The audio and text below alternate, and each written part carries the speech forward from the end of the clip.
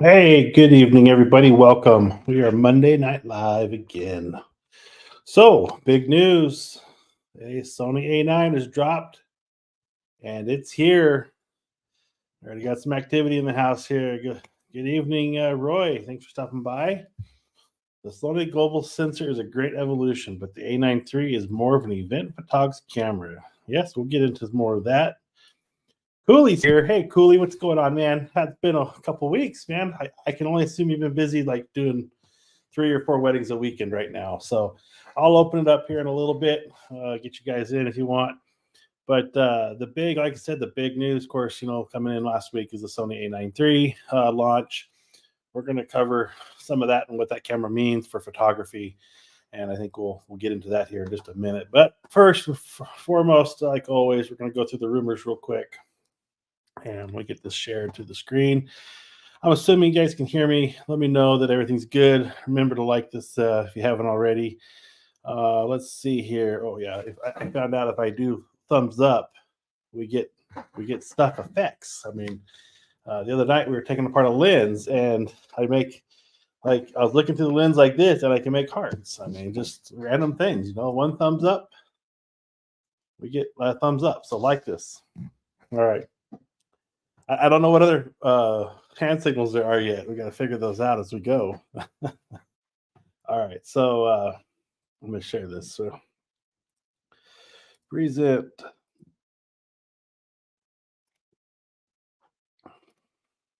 All right, here we go. So, on to the Alpha rumors. So, the Black Friday deals are starting off, you guys. So, if you've been looking for a new Sony camera or lens, now is the time to be looking at that pricing. I'd imagine we still may see some other special pricing coming down, but we are at $200 off the A7 IV, $100 off the legendary 50 F1.2, $100 off the 85-1.4. Now, 85-1.4, that lens is it's getting out there. It's aged. I got mine sitting here on my A7R2, and we're expecting that one to be replaced, I think, with a Mark II. But the question is, we know that it's coming, but is it going to be the F1.4 or a new F1.2? So we'll find out here on that. We've got $100 off the 14-1.8 one. I would love to get that lens. 35-1.4 is $100 off. The 200-600, another one I'd like to get my hands on, is $100 off. And $100 off the ZV-1. Now, it doesn't say the Mark II, it just says ZV-1. So, moving on. Let's see here.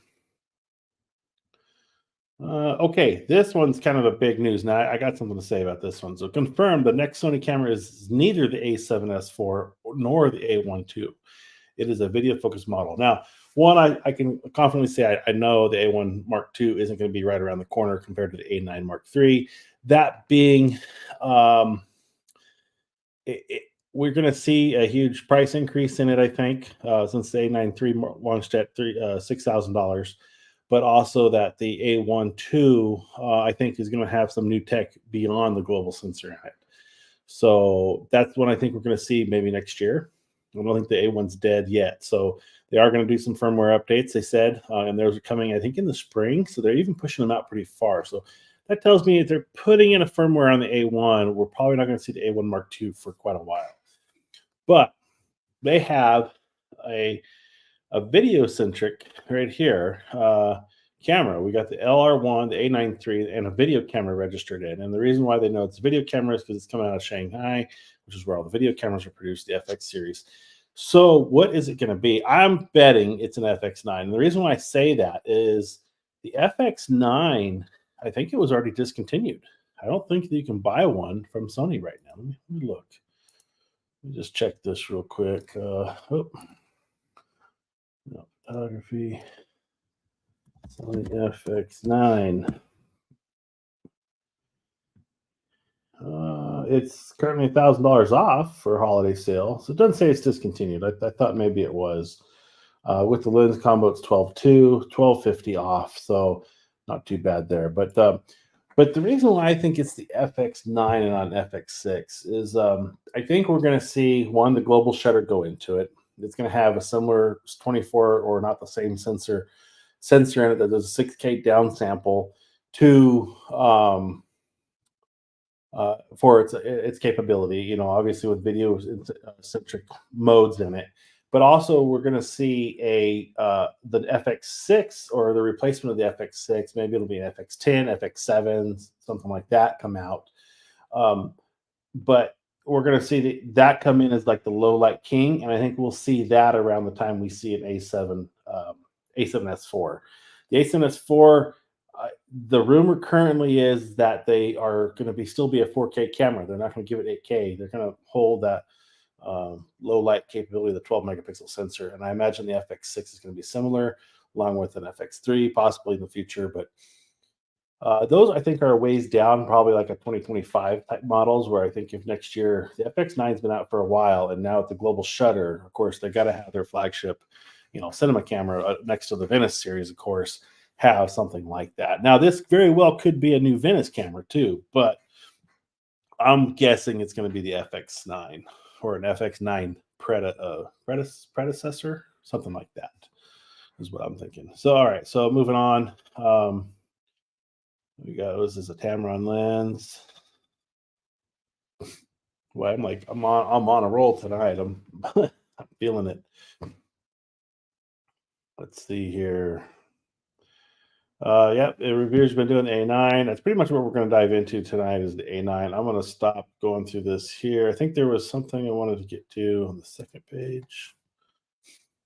Oh, yeah, here's some ergonomic changes side by side of the A9 Mark II. You can really see how they angled the shutter button down and rolled this handle around. So it looks like it might be very, very comfortable to hold. And the other thing, nobody's mentioned that I've heard is it's got the orange ring on the front of the lens mount, but they got rid of the orange ring on the body itself. And I'm just curious why they would have done that. As you can see here, you can see a hint of the orange coming through,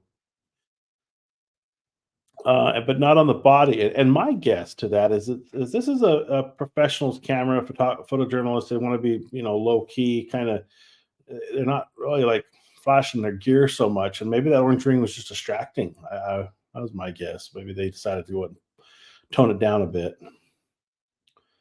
$200 off the A7 IV. See, same deals as mentioned before. Yep. Let's see here. Yeah, all about A9. I mean, that's the news right now. I mean, it's definitely.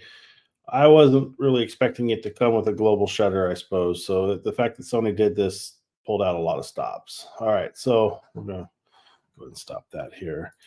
What I want to do now is we'll go ahead and open this up to everybody who wants to join in. If you guys want to join in, you're welcome to. Get this link up here. There's the link. Yeah, we got. I would love a global sensor flash link at any speed, just like my medium format cameras. Yeah, I think that would be a huge positive win.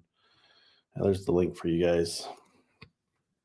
So yeah, while we move on for the next topic, studio update. So as you can see, not much has changed. Been pretty busy. I didn't get the video out this week.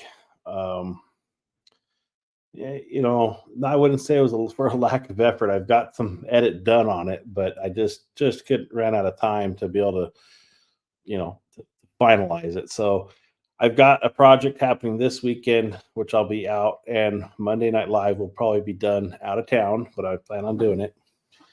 And beyond that, I'm really excited for what's happening next weekend, you guys. So I can't wait to share that with you all. But the not going to say what it is yet, but it'll be fun. So, yeah, this is a mess right now. I don't know if you saw last week or not. We had some metal trim around there. This has been mudded now. It needs to be repainted. So I've just got to get paint on it and might get that done here this week. I'm hoping to get that done. But this is going to be the electronics cabinet. So that's all cut out and built. A video is in the works. It's been filmed. Just got to start the edit on that. And then let's see. One once this cabinet is completed, I'm going to really dive into the lighting side of things. So I've got my lights, kind of going. Got the lights up here in the cove, right there, that are getting the blue glow, and then there'll be another one. You can kind of see the cutout for it right there. There's a hole there for another light that's the same as one of these. But that one's going to be a separately controlled, but yeah, it'll be on the same power circuit, so they'll all be on at the same time. And then I've got, I don't know, I got 60 foot of rope light to put up. I've got angle brackets for it. I've got the the stuff up the game on that end of it. So there'll be other portions of the studio that'll have lighting effect, which will be a lot of fun. As far as everything else, man, the construction has been just kicking my butt back here. I haven't had a chance to finish that. That's been just a mess. So as soon as that gets done, that'll be the end of the major construction work, I think, and everything else will be little projects here and there. No, I take that back. There's the last major project is going to be sending at least an HDMI cable and Ethernet up over the ceiling of the room and dropping it down the wall to the TV. So I have Ethernet connectivity there. I want to have an Ethernet port on the wall to be able to plug in the computer. So doing this live stream, I'll be able to actually be tied into Ethernet, not on Wi-Fi anymore, which means I need a new dongle for this thing. So that's all going to come. But I want everything to be hardwired on this wall as well. So definitely going to be running an Ethernet and HDMI cable. So anything playing on the electronics cabinet will be available on TV and vice versa. And then I've got the desk to build. I've got a 74-inch by 39-inch butcher block top that I bought. That guy had on his workshop or wood shop or something. And it's got some really quick, jinky makeshift legs under it. But I want to get that rebuilt with better legs. I was thinking even like toolbox stands, maybe, but that's costing money, of course. But setting it on top of like maybe a pair of toolbox chests with the support. I don't know. I'm thinking out loud, kind of. But I thought that'd be cool to have maybe it mounted to the wall on one side, and then on this side over here, a toolbox to build, get drawer access. So just make storage space for camera gear and equipment. That's kind of my idea. But got to get the desk. I want to sand it down completely, restain it, put poly coating on it so it's nice and sturdy, not sturdy, protected from scratches and wear and tear and all that. So that's the plan in the studio update. Beyond that, it's just trying to get more shelving up, maybe some cupboards, start putting stuff away, get everything off the floor. Right now, everything's just such a disaster and mess everywhere. It's been hard to be creative in and stay busy in without just having stuff in the way all the time. So that's where that's been. Let's see. Yeah, I mean it's been challenging to say the least at this whole build and like everything else going on, but it's getting there. It's getting back together, and slowly but surely I slowly tick things off and then staying on top of the edit. Like I said, I failed this week. The A9 video was a big part of that. I was up late knocking that out all in one night so that I could get it out for the viewing public. But that definitely took a lot more time away from me from doing my regular editing time that I would normally spend. So hopefully the electrical video, because I have a lot of other footage I got to pull in from different spots, because it's really the last three projects have been all done together.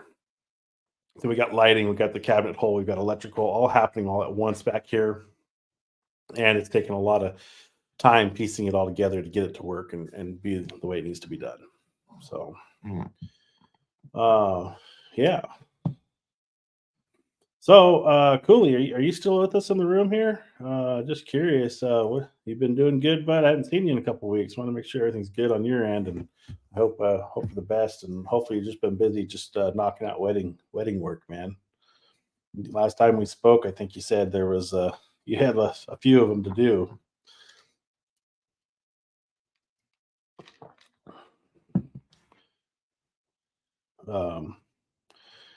So getting into the subject at hand, the A9 Mark III. I'm gonna pull up my other screen here. We're going to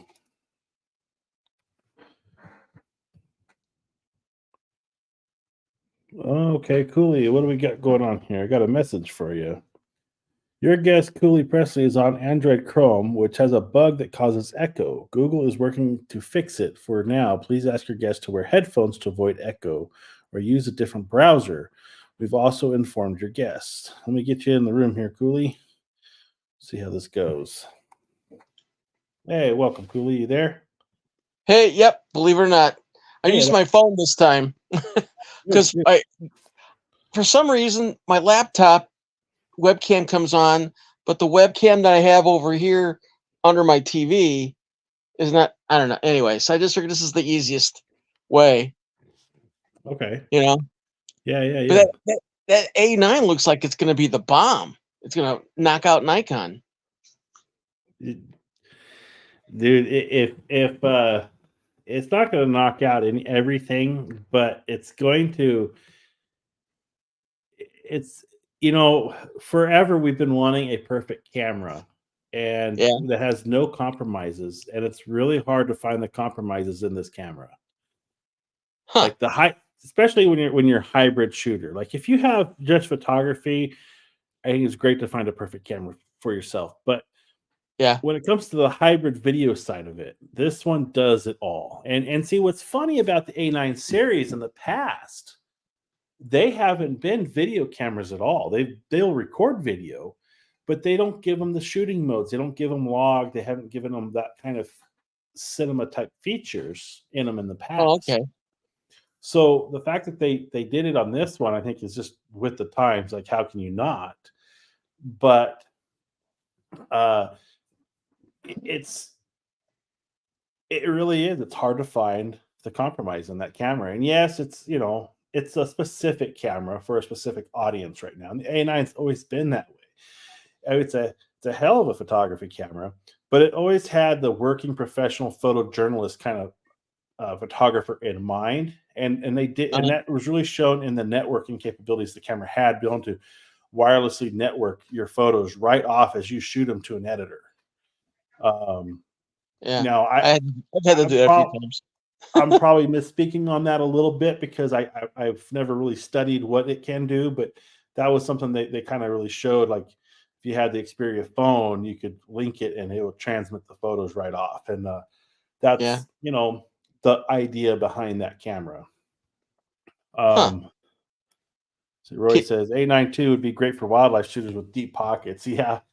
I don't know if he meant the 3 or the 2, but both of them were great for that. But yeah, the A9 III is definitely. Can you get a horizontal vertical grip for it? So they released a whole new vertical grip for it. In fact, let me get my screen shared back up here, and no, not that one. Let me get present. Stop screen. Okay, present. Sony needs to move up to the CFast Express B cards. I kind of agree with you on that one, because it's like they make their own car. They made the new Type A's, and while they're fast, they're just so expensive, and they just feel like they're holding a monopoly to it. And it's kind of annoying. Yeah, I think Lexar's got that wrapped up. Yeah. All right. So here's the B&H write up on this thing. So I forget what I was going to look for, what we were just talking about on what we were going to look for, but it's obviously it's a speed king. I mean, it's going to have it's got the speed to handle. It's shooting 120 frames a second in raw photos for, was it like 1.2 seconds, which is like 140 or 150 frames. In raw. Jesus. in stages. And so they gave you this like C5 button here. This button is like put in this place. So while you're shooting, you could have it in 20 frames, which is what the camera's been, the previous A9s were known for, was in 20 frames a second, blackout free shooting. So you see the viewfinder the whole time. It never shuts off. But if like at the exact special moment you want to photo something fast, you can press that C5 button in, and it'll jump it to the 120 a second. And then the other thing, of course, for birders or wildlife is the pre. It's essentially recording. If you put it in the mode while you're holding the shutter button down halfway, like you're autofocusing, it's taking 1 second worth of photos in 120 frames a second ahead of your trigger pull. Always. Holy mackerel. So if you're like autofocusing on a bird in a tree, the second that bird lifts off, you're going to try to click it, but you're going to be too late, but the camera got the image. So it's totally just cheated the whole system, essentially. If you got the deep enough pockets for it, you're going to take amazing photographs every time. So I didn't even look. What does this body set you back? $6,000 right now. Ouch. Well, you still get a Z9 for what, 3? I think I saw the Z9. Yeah.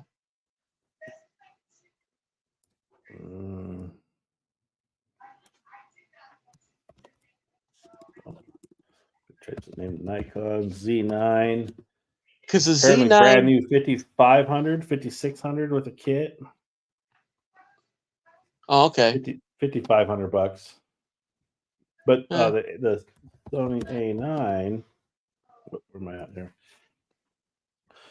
We'll come back up to all this. See, there's the vertical grip you were asking about.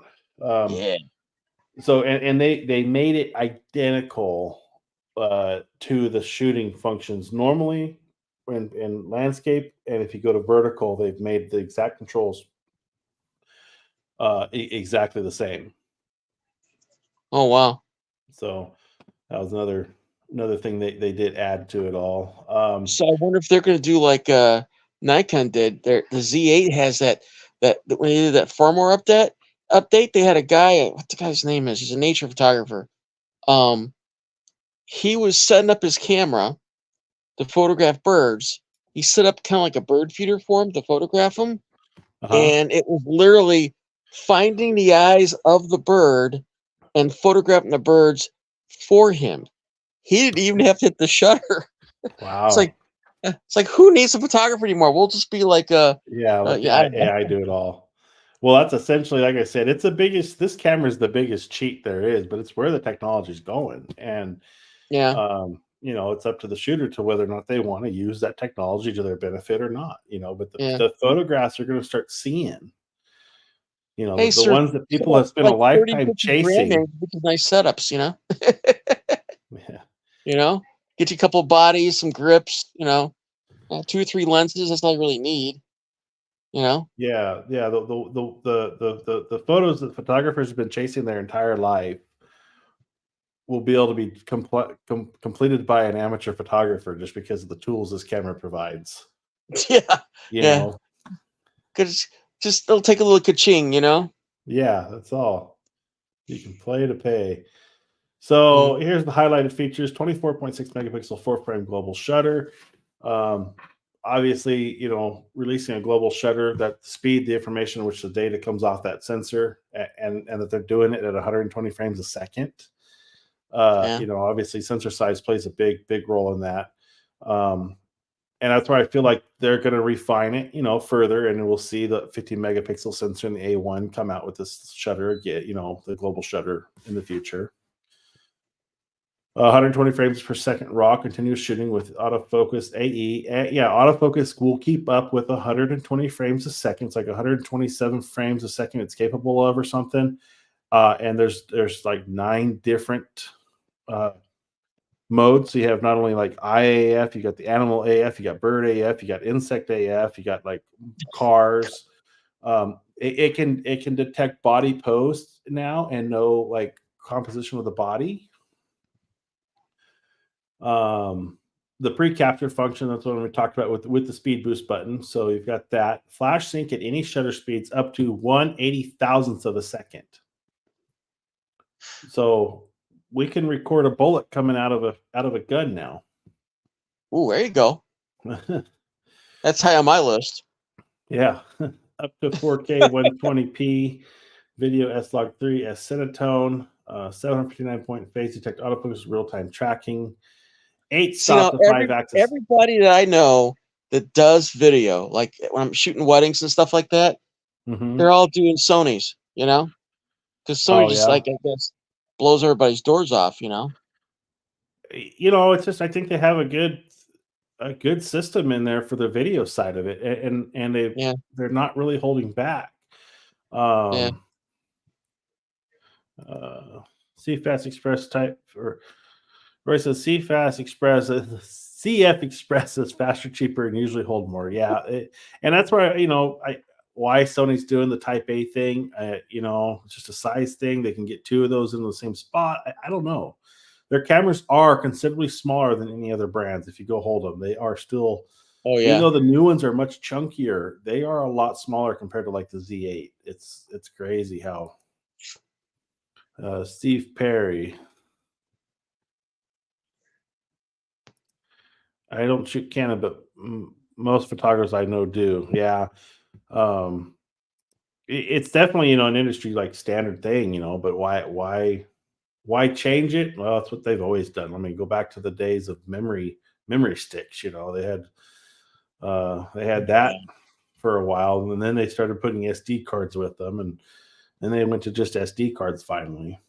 So one of the big improvements over the previous models of any of the Sony cameras is the 5-axis and body image stabilization.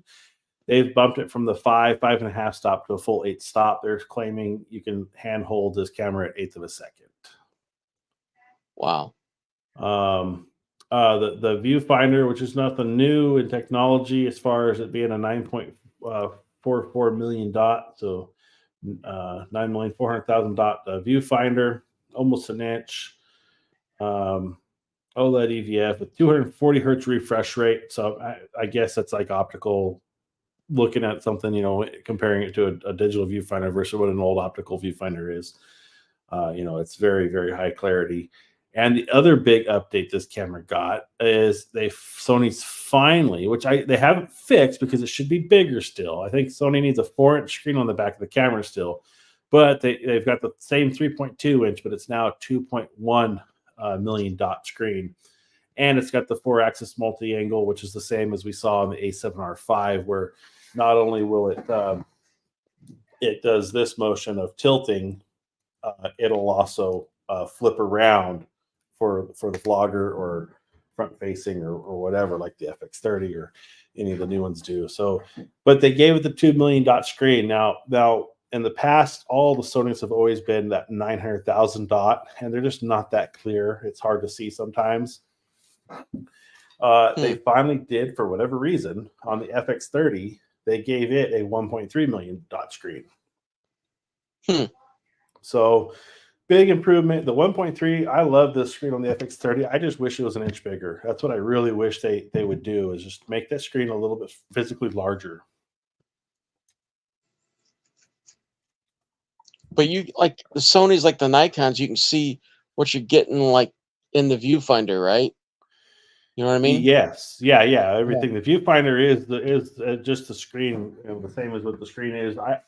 They've got the auto feature on these where you can be on the screen or you put it up to your eye, and there's a little sensor right here above the viewfinder that senses the darkness and it turns to the viewfinder. I found it, annoying if you're shooting like this, trying to be tight, close, and it'll be flickering back and forth. So I just made it a program key where I can switch that from viewfinder to screen real quick.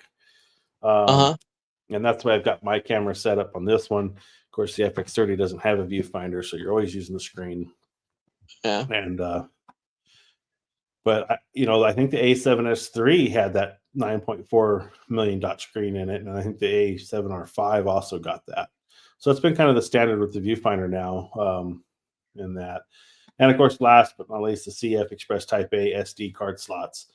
And I don't know if there's any limitations on this camera, whether or not it can do all the functions on an SD card. I don't know if you can get that 120 frames a second speed without it. I honestly, I've been kind of keeping myself free and clear of reviews and watching people's videos on it at this point that have got hands on with it because, well, the teaser would be, while there may be a small chance that I might see one of these in my own hands this next weekend. I don't know yet that for sure.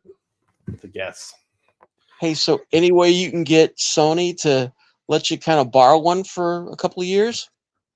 A couple of years, yeah, that'd be great. I'll be happy if I can get 5 minutes with it here this weekend. Oh, okay. Small. That's all I'm going to say. But yeah, it's I don't know if it's a requirement to have one of the fast cards in there to do that shooting mode or not. I haven't got that far yet with it. Does the A9III EF drop resolution like the A7? Ooh. What do you mean by drop resolution? No, the back screen look like the Blackmagic Pockets. Yeah, I agree. They just need to make it bigger. Again, bigger comes with the size of the bodies. I mean, the R2 is now an old, smaller camera, but compared to the new ones, but they've essentially had the same footprint, in the back. There's just not the room there for it. So I definitely see why it's the size it is and why it's not any bigger, but I think it's time they figure that one out. Yeah, I'm not sure what you mean on the A9III EF drop resolution with the A7. Like, maybe I'm not familiar with that issue on the A7. And is it a Mark III or Mark IV generation thing? Enlighten me on that. Let's say so. Under stress, the A7 EVF drops to much lower resolution. Are we talking the original A7 on that? I've never heard that, and I don't recall any issues with my A7R2 doing that. But I think it's only a 3 million dot. Let me look up that spec because I don't even remember now. R2.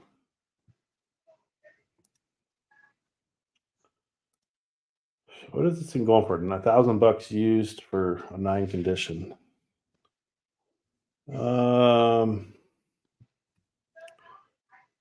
Okay. Oh.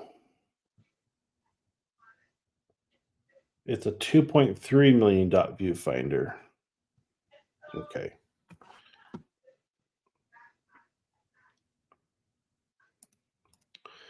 The A7III that Sony lent me seems to have that problem. That's interesting. I've never heard of that. That being an issue on any of the Sony cameras. It's never been a thing I've ever heard. So I don't know if it does or not. They say it's blackout free, but I know what you're talking about is actually like reducing the processing power to the viewfinder. And you know what? I'm going to ask a question about that here very soon. In fact, I'm going to make a note. Where's the phone? Because the phone I'll likely have with me. Yeah. Start a notepad here. Hey, I was going to tell you too. I think it's Adorama. You mentioned you were looking for some strobes. They've got like a kit. They've got like a kit for like $500 and some dollars. Because I just picked it up this morning. Actually, it's coming the 17th, whatever it is. My early birthday present. Yeah. Anyway, you get two 8200s, which are 200 watt seconds each. You get an AB2 head, which is basically where you can mount the two 8200s to the back, and it makes it a 400 watt second flash. And it also has a Godox mount for it, so you can put all the Godox soft boxes on it and everything. So, and it's got the filters and the color gels and barn doors and all that stuff too. So, I mean, Everybody's asking strobes or speed lights. I think the 8200s are still considered like speed lights. Yeah, I think they're more powerful, but they are like the speed light outlet. They're actually kind of sweet though. They're they're light. I already have 4 of them, so I'm gonna add those 2. That way, I'm just trying to lighten my load a little bit as far as doing weddings and stuff like that. Because granted, I've pretty much compartmentalize things down to maybe 2 or 3 cases at the most, you know? So, Yeah. The specs on the 8200 call it a speed light, oh, okay. but it has the removable head. Yeah, the Fresnel or the bare bulb. Yeah, right. That's still a pretty good deal, though. Yeah, it is. I love the Godox 8200s. Yeah, I need to get me a set in my studio now because I'm going to be as soon as I get the studio done. Like I said, I've got With this nice long reach to shoot from, and I want to start doing stuff. well, the Fresnel heads are, I mean, they got like you can variable the Molly lights in them when they're with the Fresnel heads. Mm-hmm. So you could actually use them for lights, or you put both of them into an AB2, and that they have the nice bright white LED lights that you can put in a softbox. Okay. Yeah. I'm going to jump back into the A9 Sometimes I here think real I'm just too quick. much of a geek.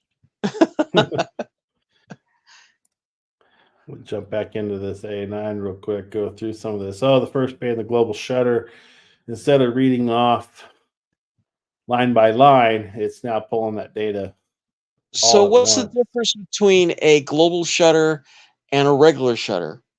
I mean, mine will So, sync. Yeah. so they got rid of the mechanical shutter door on this camera. So it's shooting Oh wow. digitally, essentially. There is no more shutter in the camera.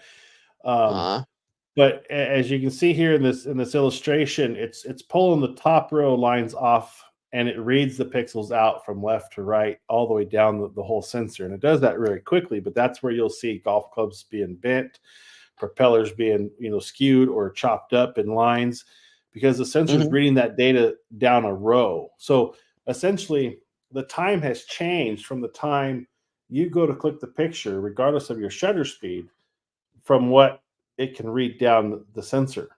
So that Mhm. there's a time there, and it actually, if the shutter's open long enough, you can record that time of the shutter taking that picture of how it reads by.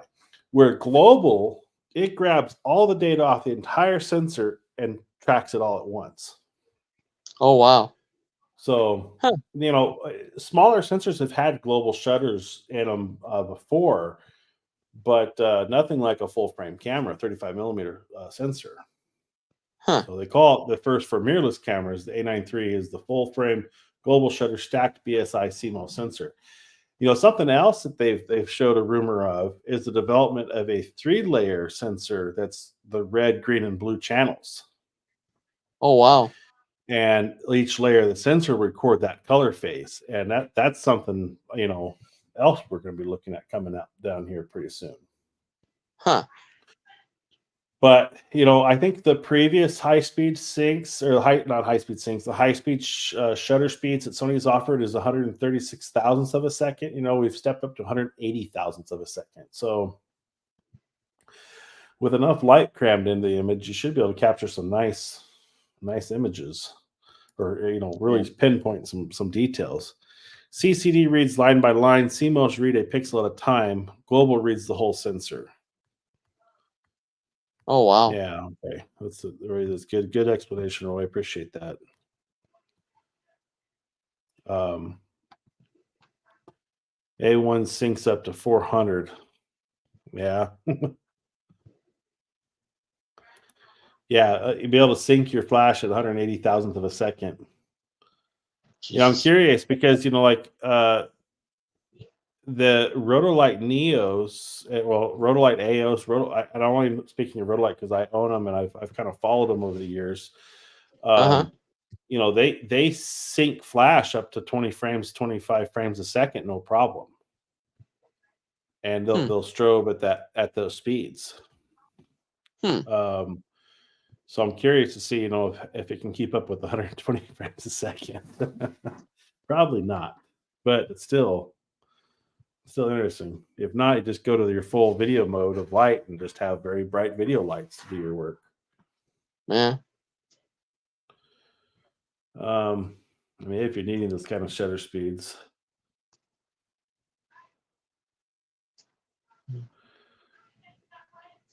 So one of the things it says here, I thought it shot 16-bit RAW. No, maybe I'm thinking video. It says 14-bit RAW stills up to 120 frames a second.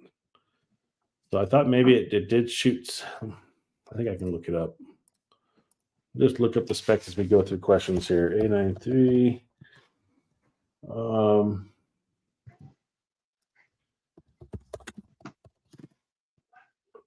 A92, A9III. Come on. I'm curious because I thought it shot raw at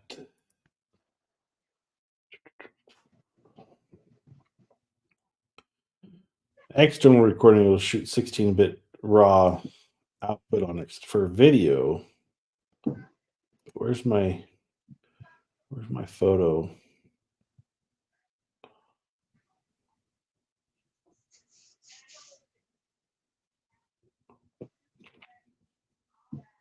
Yeah, it's just 14-bit for photos. That's it. Okay. Yeah, the pre-capture continuous shoots up to 1 full second before you press the shutter all the way, and then it saves that 120 images. And then I guess it saves it as like a little movie file, so you can watch that 1 second and then scroll through it to get to that the image you want to save out of it. Wow. Where it says my Nikon Z9 shoots 120 frames a second, but few strobes can keep up. Yeah. I didn't know if any of the strobes out there would keep up with that kind of speed. And they better be fan cooled, the strobes. Yeah.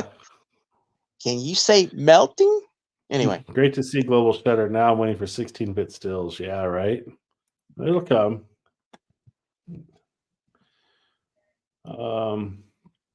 What else we got here? Oh, that's the other thing this camera does that only the A7S III did previously, was shoot the full 4K in full frame at 60p. So everything else has always been, so the A7R or the A7 IV got 4K 60 with a crop down to APS-C. Or no, was it 4? Oh, I'm sorry. I'm 4K 120 down to the crop in APS-C. This camera will capture full 4K 120 on the full frame sensor, but at 4K, where the rest up to 4K 60 frames will downsample from a 6K image area. That's what this is telling us. So my FX30, because it's an APS-C sensor, it shoots 4K all the way through 4K 60 frames a second, but it crops at 120 even on the APS-C. So it's like my 85 turns into like a 200 millimeter lens or something. I can't remember what the math worked out to, but yeah, because usually it's a 1.5 crop, usually. Right on the APS-C, and then it crops at another 1.5 or 1.4 on the 120 only. So the A7S III is the only video camera or mirrorless video camera, I should say, that has that ability to shoot 4K 120 under the full frame sensor, along with the FX3. But that's reading a 12 megapixel sensor. Now so it's not downsampling. So it doesn't do the downsample from 6K, but it does do it at the full 4K at 120, which is a big plus. They really needed to figure that one out. And I think the reviews I saw between the A7S III, which is a 12 megapixel sensor, versus the 33 megapixel on the A7 IV, downsampled from the 6K to 4K. There was a considerable sharpness increase in the image quality versus the A7S III, but nothing beats it in the low light, of course. And they gave it the S-Log3 S-Cinetone pictures with the 16-bit RAW output on external recording. So, I mean, they really gave A9III all the video features that somebody's going to want. Autofocus, image stabilization, camera design, 759-point phase detect autofocus system covering 96% of the sensor, 5-axis in-body image stabilization, which received the boost of the 8 stops if camera shake.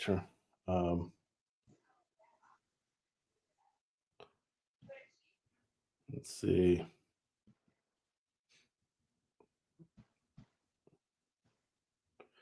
And then there's a vertical grip they made.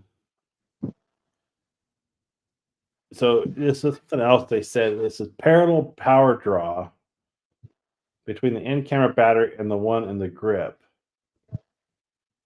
So I'm curious. I haven't seen the grip anywhere yet to see if it connects to a battery source without taking up the battery socket. Let's see if we can see something more on this thing. Sony A9 grip.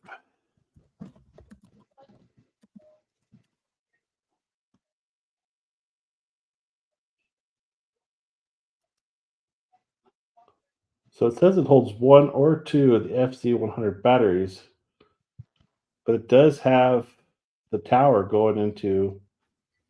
Let me pull that up.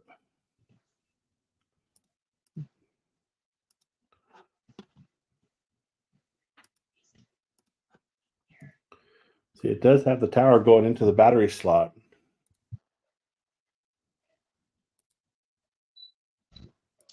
Huh.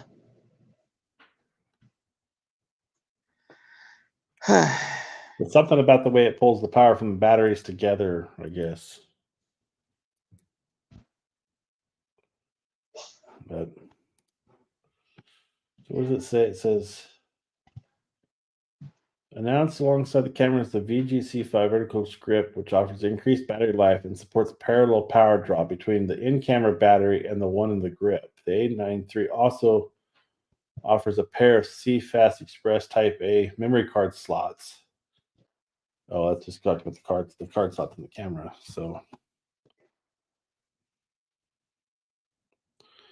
Ray's busy in the comments here. Let me catch up to Roy here.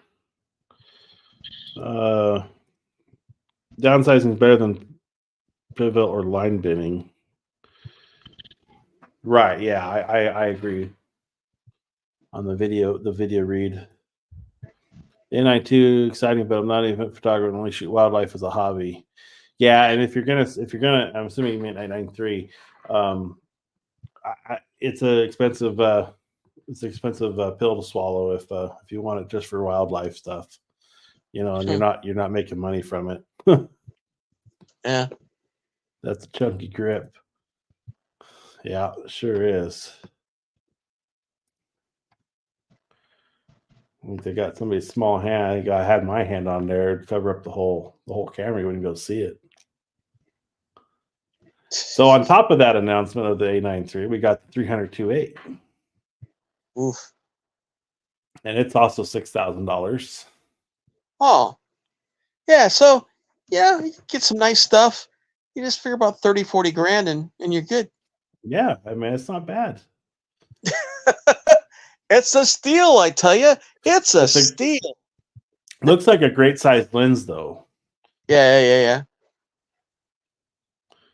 11 blade diaphragm. It's got their new linear AF motors. And they said it's very balanced. It doesn't feel like a heavy front element lens. Like if you're holding it in the, from what they said, if you hold your hand on the tripod foot, it's like perfectly balanced with the camera body attached. So they're claiming. But this is what I've been waiting for, is this lens, because not that I'm going to drop money on it, but I want to be able to rent this lens, and then once I have my an Astro tracker, that's what I want to go shoot nebulas with. Yeah. I mean, the 400-28 will do that too, but it's so close to see little green men and whatever star you're shooting. I don't know. Yeah.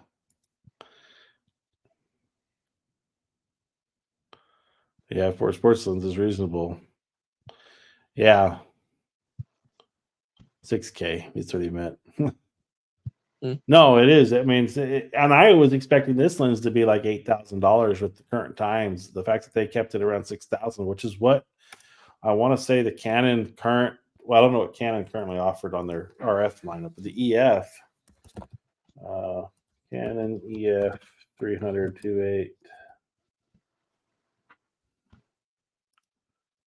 It was $6,099 for the Canon.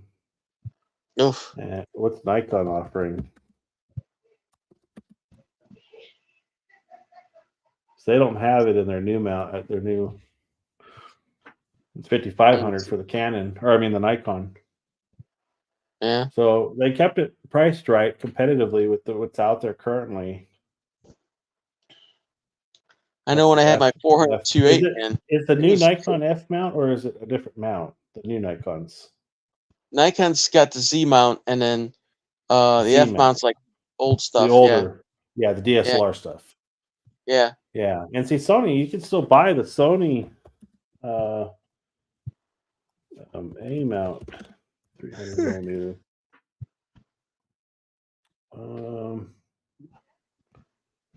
Well, it's this lens, but they're not listing it. They're just listing the coats for it. Hmm. Well, I'm sure they discontinued it, but I'm sure they pop up used every now and then. You'd find one, and then I Yeah. think they still offered the Minolta reflex 500 millimeter. Oh wow. Is Canon's that the 10 to one? 20 full frame ultra wide zoom is more interesting. Yes. Yeah. I tell you, man, I've got a 14-24 Sigma 2.8. I love that lens. Like for in like brides' houses when they're so small, you got to walk outside, change your mind, kind of thing. Yeah. Yeah. That's a 14 mil, you said? Yeah, 14-24. I have. It's a Yeah, sweet lens. I've been wanting the 14-1.8 prime for shooting night scenes and astro, but Yeah. um I've also thought the 35 would be a good one to get too, but they're both about the same price. So When I would be out like working the night shift for the Post and shooting frontal journalism stuff, I just I got an 85-1.8 and I would just use that. You know, it kind of kept you away from the action a little bit anyway, which was kind of good. But anyway, yeah, well, it's definitely a lot of exciting things happening out here in the photography world. And like I said, I think the A9, I mean, it's just the start of it. It's I don't think every new camera coming out is going to have the global shutter. I think it's going to be reserved for the high end stuff for a long mhm. time until the technology is refined further and we can pull that So I stuff wonder off. what the max sync speed for a Z9 is, as far as with flash. Let's take a look. I think was it Roy that said it was 400? No, he said the A1 was 400. Yeah, Or Nikon Z9. Z9.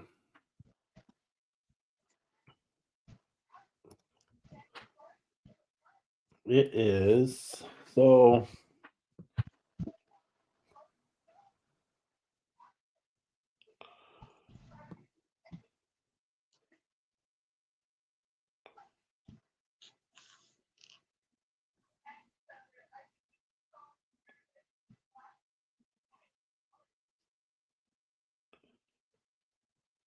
Trying to go through their specs here.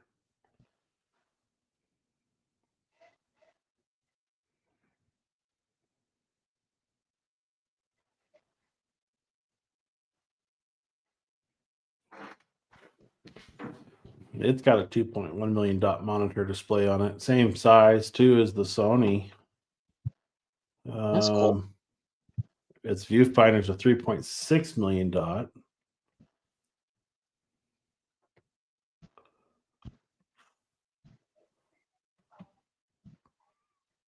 This doesn't show it. Where I wonder how long before these cameras start not even putting a screen back there, because if it's, on the, you know, I don't know, but I kind of thought that'd be the next thing they'd kind of kick off the cameras, you know? I don't know. I think a lot of people use the screens on the back more than a viewfinder. Um, Yeah. I'm surprised they haven't. I would see possibly maybe them doing a. I can't find it. Just has a sync socket output. I can't find a sync speed. Hmm. Let's see if it's talked about in the regular specs.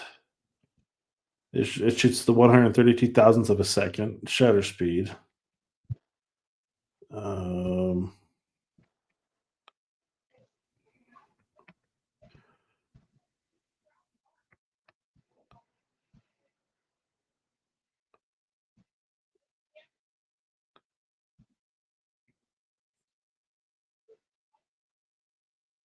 I don't see anything on sync speed in it. That's a question for. Where's Robert at? We need Robert in here to answer this question tonight. Yeah. Boy, it seems like he's dropped off doing live stuff at all. You know. He covered. What was it? He had one a couple weeks back, but about his trip from. He covered it the week he got back from Greece, and Yeah. it's just it's a. He's pumping out a lot of content, and spending the time on live isn't as beneficial to the channel growth overall as it is pumping out that content. And he said he was really hurting, killing himself trying to keep up with it. So he's going to keep doing them, but just not as often or as regular as he was. Oh.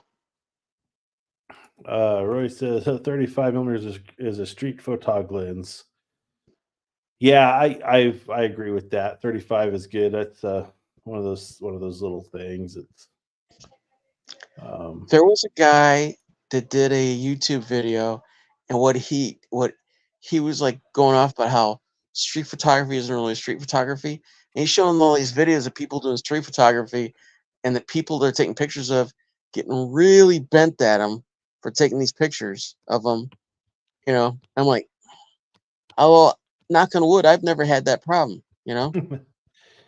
Yeah. So I think there's using a longer lens, but it's giving me about 5 to 10 steps head start. You know. Yeah, and if I don't know, as far as being in the U.S., if you're in public, you can be photographed without your permission. Yeah, I know. Yeah, I mean, there's like they can get mad all they want, but ultimately you're in public, and even if they're in a private area, and you're on a public easement with view to the private area, you're allowed to photograph them. Yeah. You have to create the privacy boundary for yourself. And so, essentially I could have my window open and somebody could take a photograph of me in my house if they wanted to. Yeah. And they'd be perfectly legal to do it. Is it right? Probably not, but I mean, yeah. But yeah, those are those police audit guys and stuff that'll film into the police departments and film stuff from the sidewalks and create stirs and try to evoke an emotional response from the police officers that don't know, because they're waiting to get arrested because they can go in and slap a massive lawsuit on the county that arrested them. For false arrest, and that's what they do. And I watch some of those videos, and some of these guys are, it's good for as a photographer to know your rights, but I don't know if I'd ever let it stir to the point of causing problems. I remember I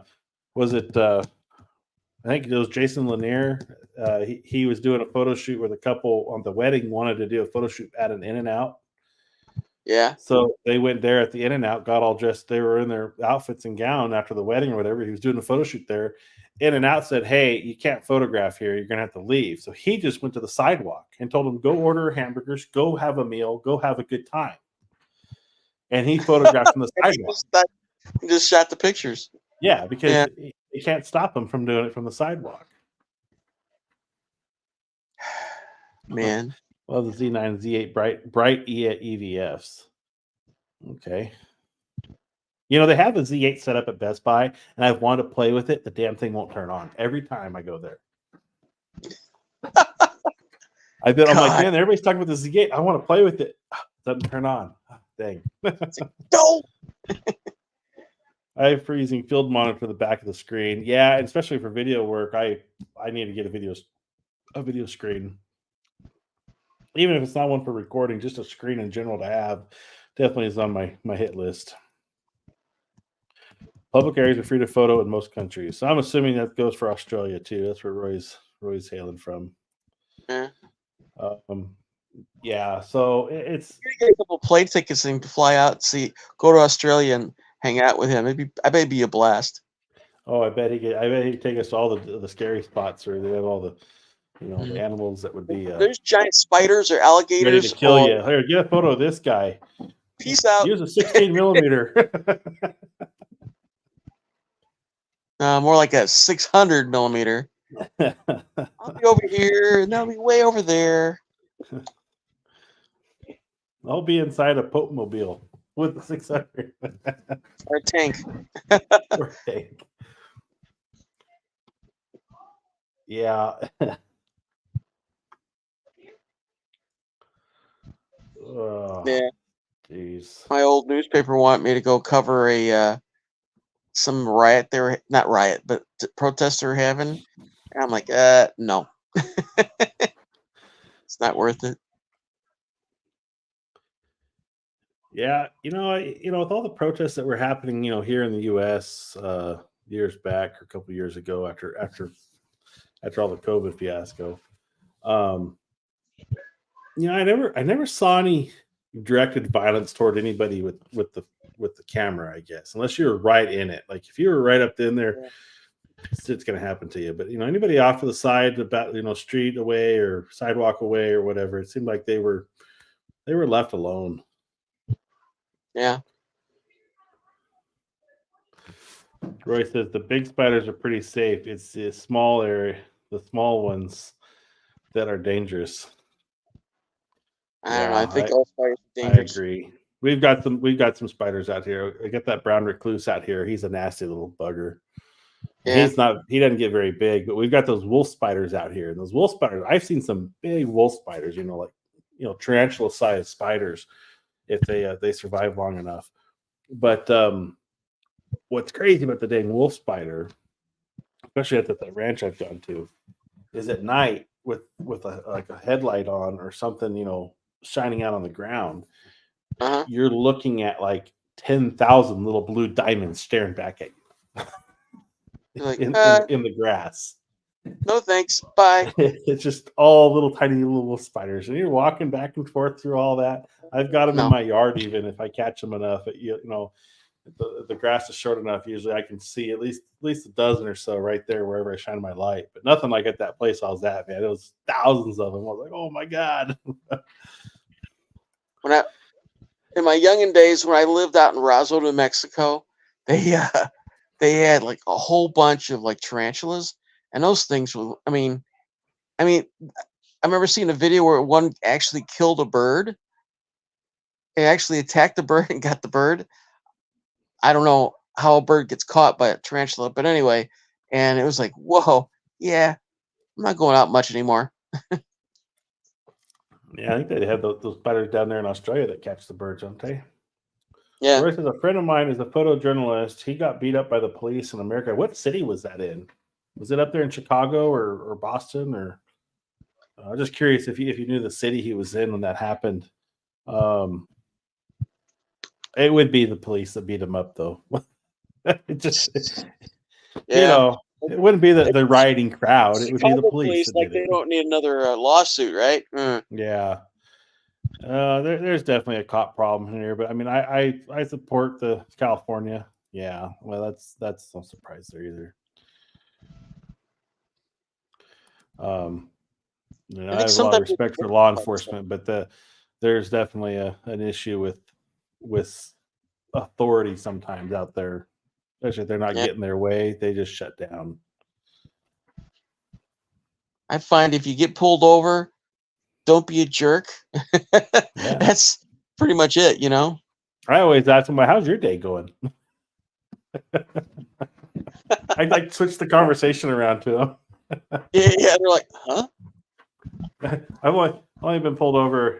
We got pulled over recently because we had the front plate on our vehicle we just bought because it didn't have the bracket and I hadn't gotten one yet. It's like a month in. And the Highway Patrol pulled me over, or pulled my wife over actually, and they stopped us. I was like, how's your day going? You staying busy? Although that could be taken two ways, man. That could be like sarcasm. I guess maybe. No, I'm always really cool with them. I have pretty good interactions when I have them, and I kind of laugh one time I get pulled over, and I go, "I'm sorry, officer. I know I was going too fast. Blah blah blah." And then my mother-in-law's in the back seat, like just totally razzing me from the back seat. Ha ha! You're gonna get a ticket. Blah blah blah. And he looks at her and looks at me and says, "I'm just gonna give you a warning. Get out of here." I'm like, now you got to tell your mother-in-law thanks. "Yeah." I go, "I bet you didn't think your negative energy would have caused this, huh?" Right. Oh man. Yeah. I think he felt sorry for him. So have you been shooting a lot of weddings or what? Where you been? Well, I shot like I've shot like 3 weddings and a couple of senior portraits. What else did I do? Another photographer friend of mine, I did her family picture because obviously she can't shoot herself. I guess, I don't know. That's pretty much been it, And then plus on top of that, I started working, believe it or not, early voting. Oh, okay. It's basically getting paid to sit around doing nothing, Right. Ultimate government job. Yeah. Oh, it was a mess. I went down and to vote the county here. Yeah.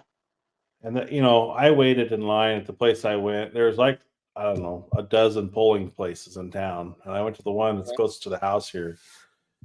And I waited probably 45 minutes in line to go in and vote. They changed the voting terminals. So now it's a piece of paper they print out when you go up there to register. Uh-huh. And then you go to a machine. They only had 6 machines going. They should have had 20 of them for the size of crowd that came to this location. Yeah. But you stick the paper in and it prints out your vote on it after you do your digital selection. And then you take the paper to the scanner at the end of the door and it sucks it in and then deposits it into a box. Yeah. So they have the paper ballot and all that. But yeah, there was only like, I want to say 35, maybe a little over 4,000 people that showed up for vote. And, we're talking 100,000 people in the community. But the thing for me was that the damn school bond they wanted to pass, and I was against it because I don't like the county's school board. Haven't ever liked it, and they've been shisty with the money. But they wanted $450 million on the school bond. Wow.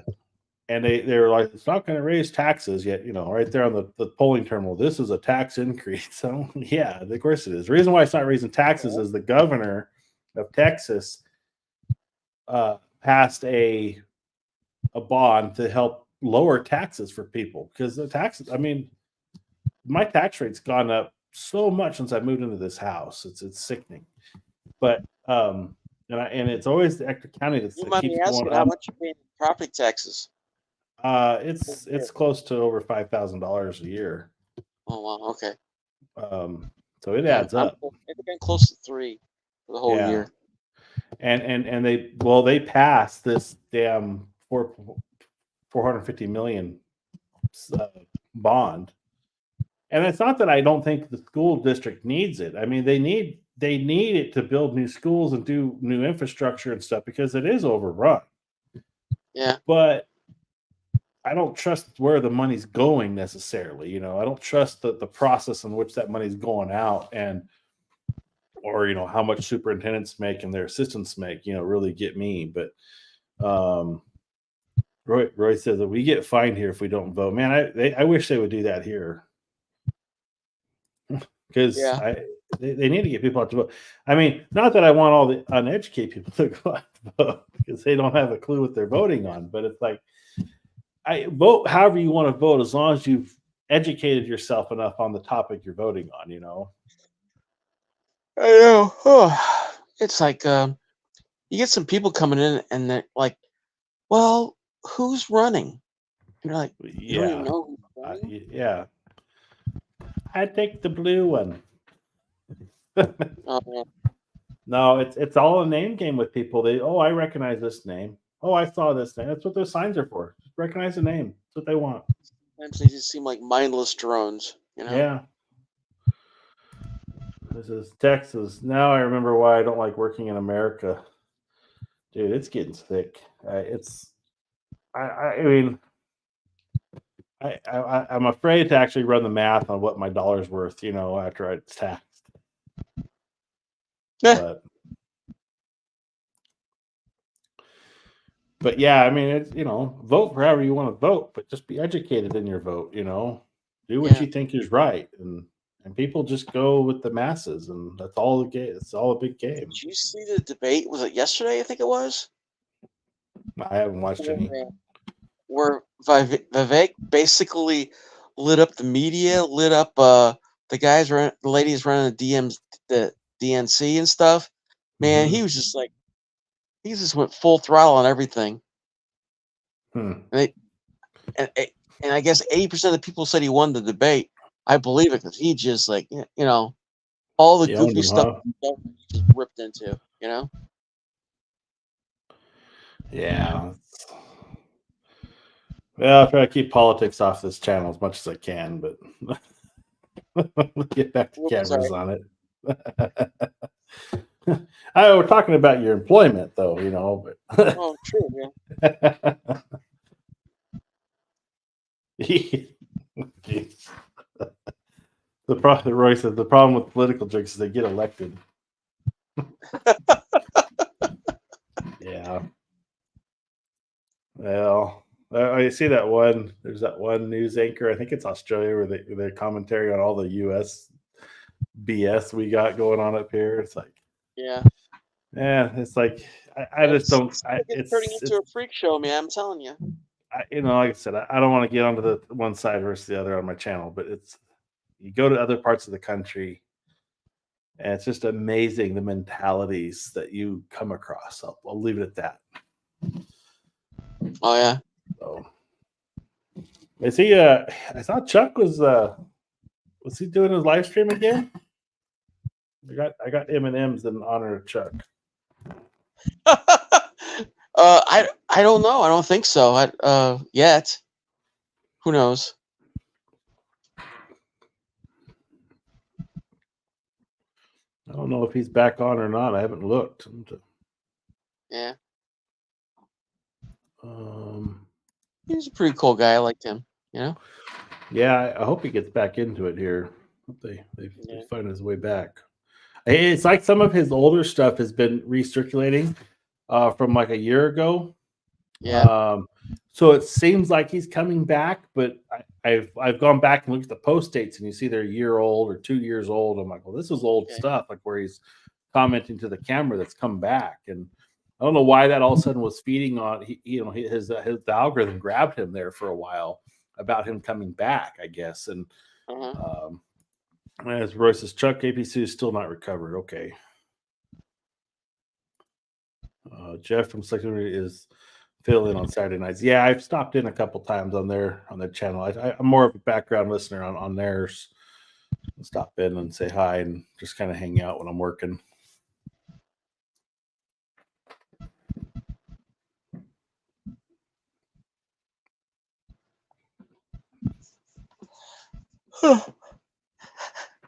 Oh, yeah, wake up. Ugh. Yeah, I don't know, the camera technology now is changing in a way that it's going to be redefining what is a photographer. Yeah. Like it'll get to the point where anybody can do it, Right. Anybody can do it. And like, what is going to make a professional photographer versus an amateur? Is it going to be being paid or not, or is it going to be what your talents and skills are, or how much is the camera doing for you these days? And I think that's always been the argument through any photographer from the past. Moving forward, the camera's still not shooting the image for you. It's helping you capture an image, but you're still telling it how to shoot it. Yeah.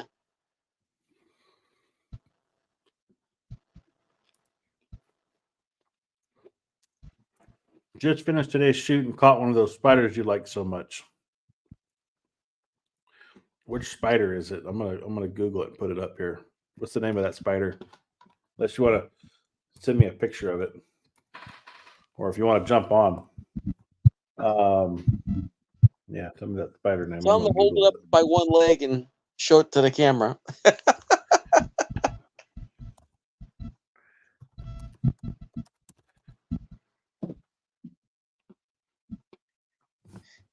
Man, if I found all those spiders in my front yard, I'd be like, I put down so much bug killer in my yard, it'd be like the huntsman spider. That one looks scary. I don't like the huntsman. Let's see here.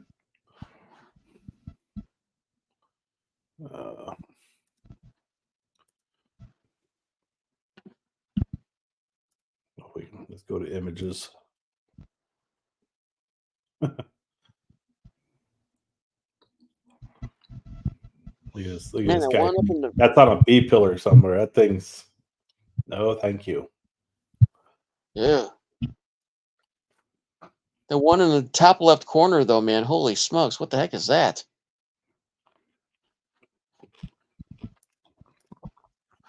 I'll join you if you think it's a good idea. Yeah, absolutely, man. You need the link. Come on down. Huntsman spiders are the bird eaters. This isn't one I recognize.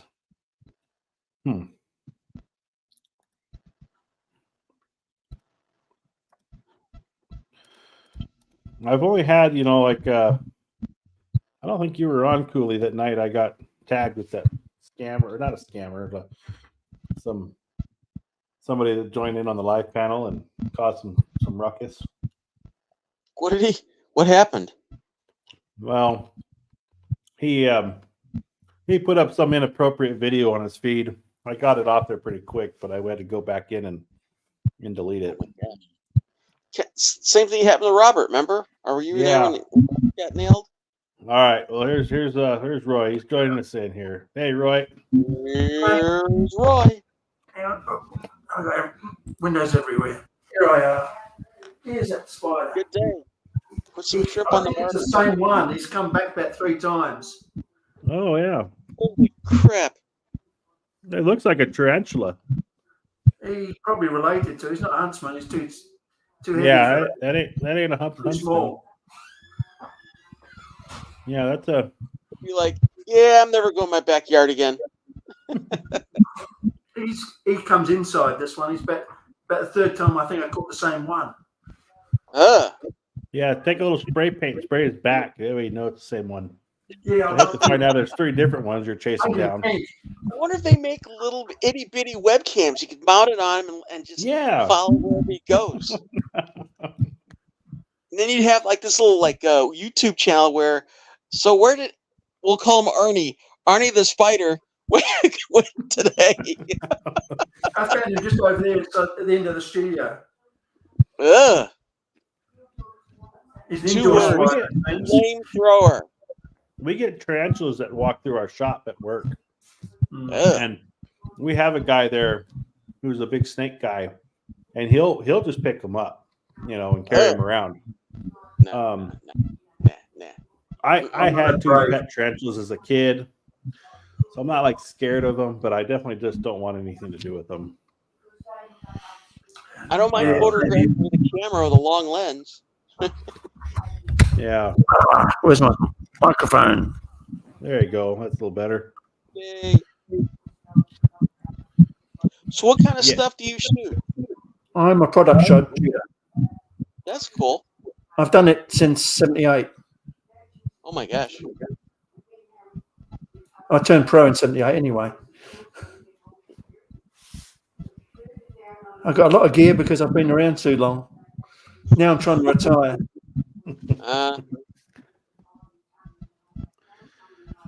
I'm just transferring this studio upstairs out the way. All right. I got to redo my office too. Boy, less spiders upstairs, right? I hope not. I'll find out when I get there. This one seems to like this room. That's what I did. I came upstairs. I can only imagine the squish that spider would make if you had to step on him. I The felt really mess. bad. But one day at work, we had one of them big ass beetles that come in, like one of these really cool looking. I can't remember what they're called, but I accidentally stepped on the damn guy. And, I felt so bad for him because they're so big, and I hate to do that to them. It's worse when they've got babies on their back and then the babies. Oh, run the wolf spiders here do that. If you kill a wolf spider, man, you'll see all the babies just scatter. Oh, yeah. Let's see. Now I'm not going to wolf Australia. spiders are the good spiders. They eat other bad spiders, so I let them be when I find them. I don't mean to kill them. Well, this one will go out of the outside house when later. I find them in the house. This one goes outside later. He Yeah. lives another day. I might paint him like you said, though.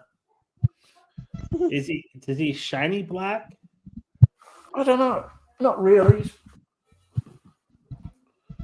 He got white dots on his leg, though. Yeah. Yeah, he's got something on him. I don't think he's moving as much.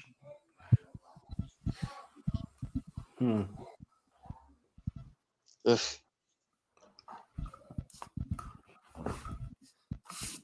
Yeah. I'd hate to kill him.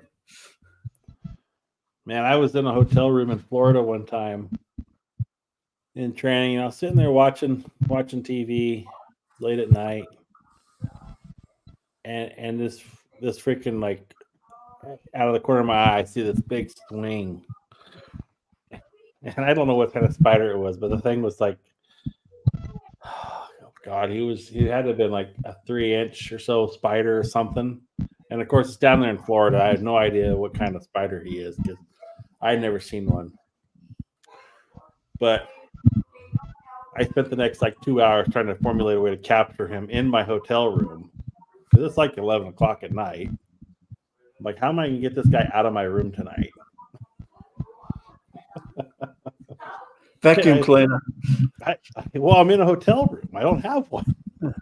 Ask for one. Yeah. So I ended up taking the cup. The cup was just big enough to catch this guy. And I didn't want to miss it. So I had the cup, and he was up on the ceiling, and I got up right underneath him, and I had that cup, and I landed my shot with the cup to get him captured in the cup because I didn't want to kill him. But he sure as hell wasn't staying in my room. So I got him. I got a piece of paper, scooted over the cup, brought the cup down, and I walked him outside across the street to the hotel next door.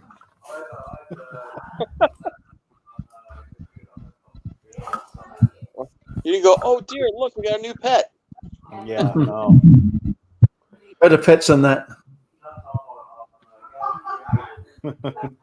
We've got coconut crabs that are much bigger, though.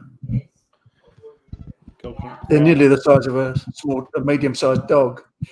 They climb up trees and kill the birds. Whoa. Yeah, those things are That's huge. in Queensland, not down here, though. Okay. Yeah, I've seen those coconut crabs. Those things are massive. They're not aggressive, though, right? Don't think so.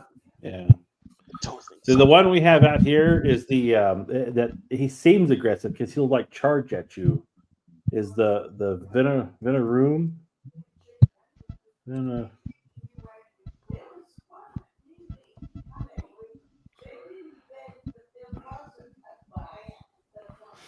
Oh, what the hell is he called? He's like a scorpion cousin.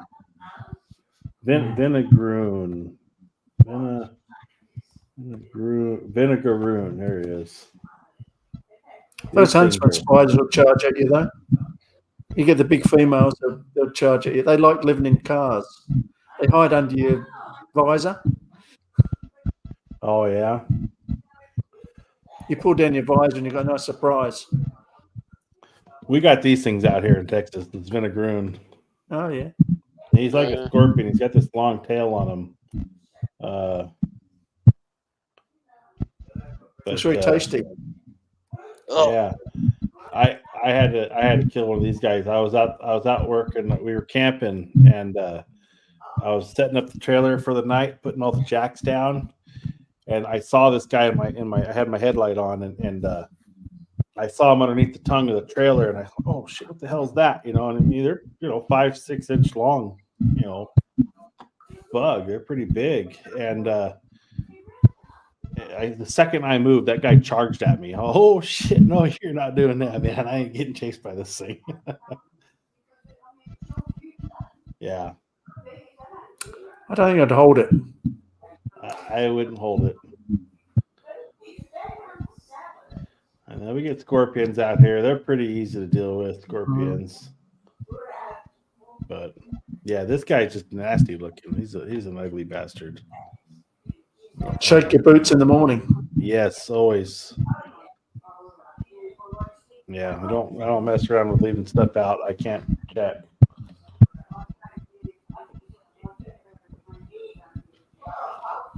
If I find any of these guys near my house, they ain't gonna survive.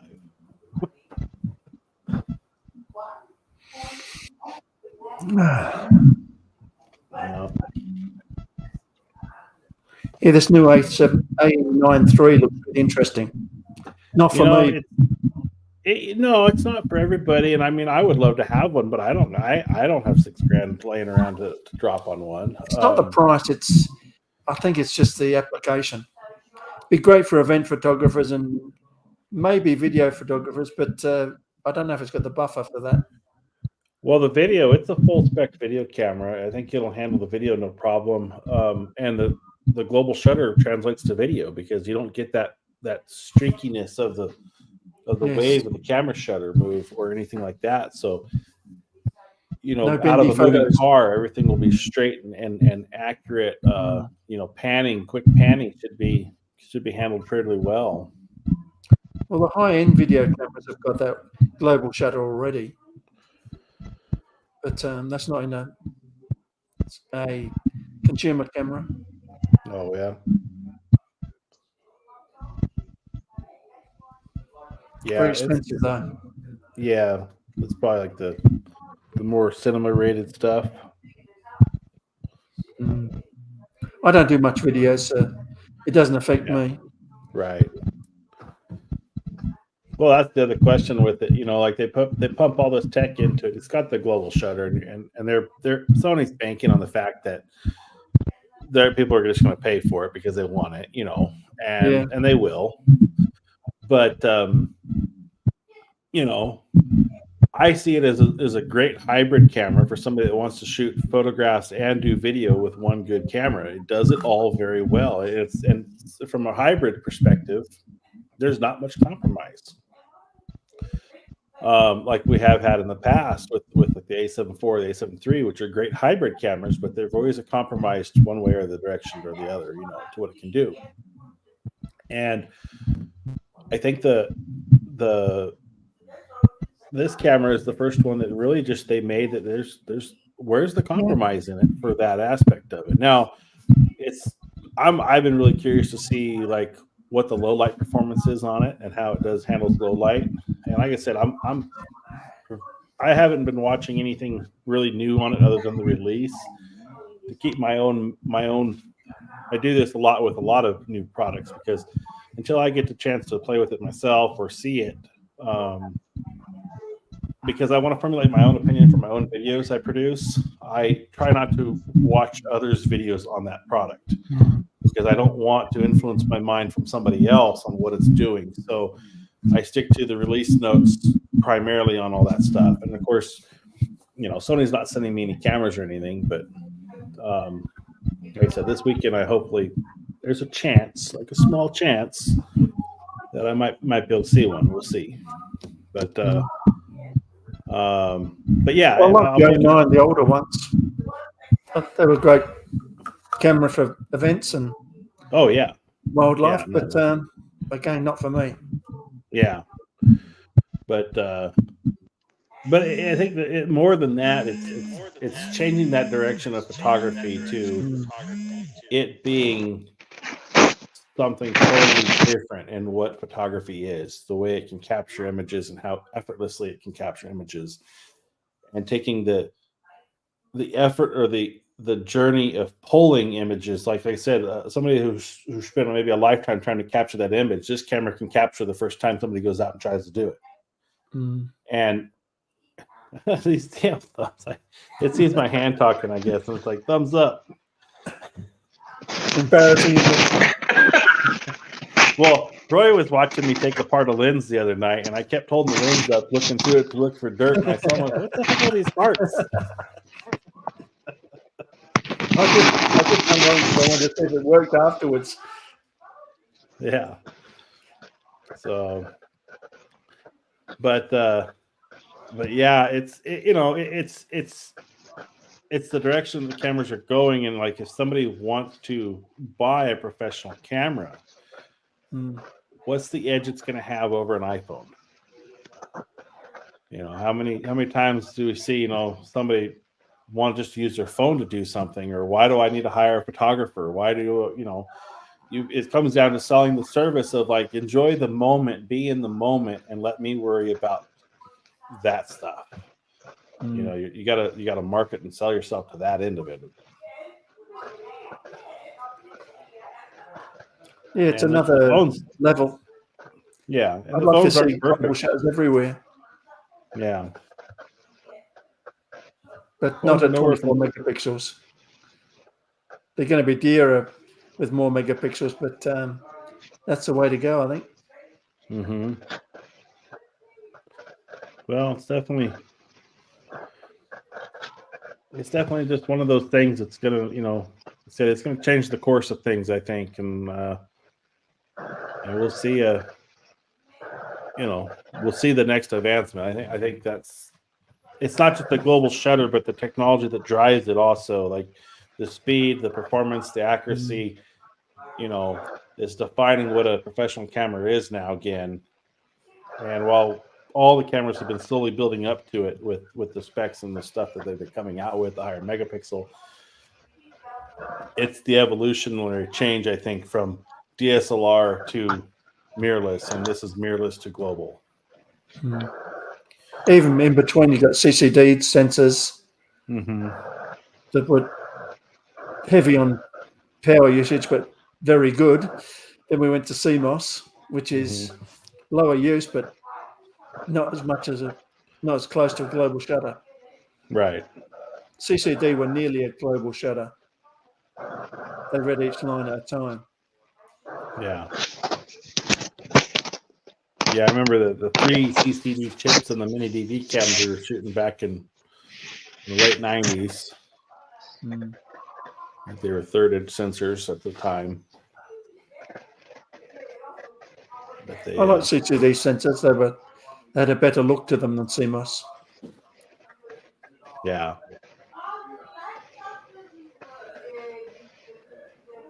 Yeah, I don't even know what this one was. That thing's old and ancient. I think it has a CCD in it. I thought that it was CCD. Everything evolves and changes. Yeah. I think global shutters will be a next step. Yeah, it'll be mainstream here before long. Another couple years, and every new camera will have it. And I thought shutterless was a big step. I still like the clunk of a shutter. It depends on how much noise you want. Well, that too, but I mean, it's one of the reasons why I kept my A7R II over an A7III was it was a better built camera than the A7III was. This was each year they make them cheaper and lighter and easier to break. This camera it has the A7III. That's one of the biggest things to me was taking a picture with the A7III. While it grabbed focus much better, it worked better in low light. It took a picture easier.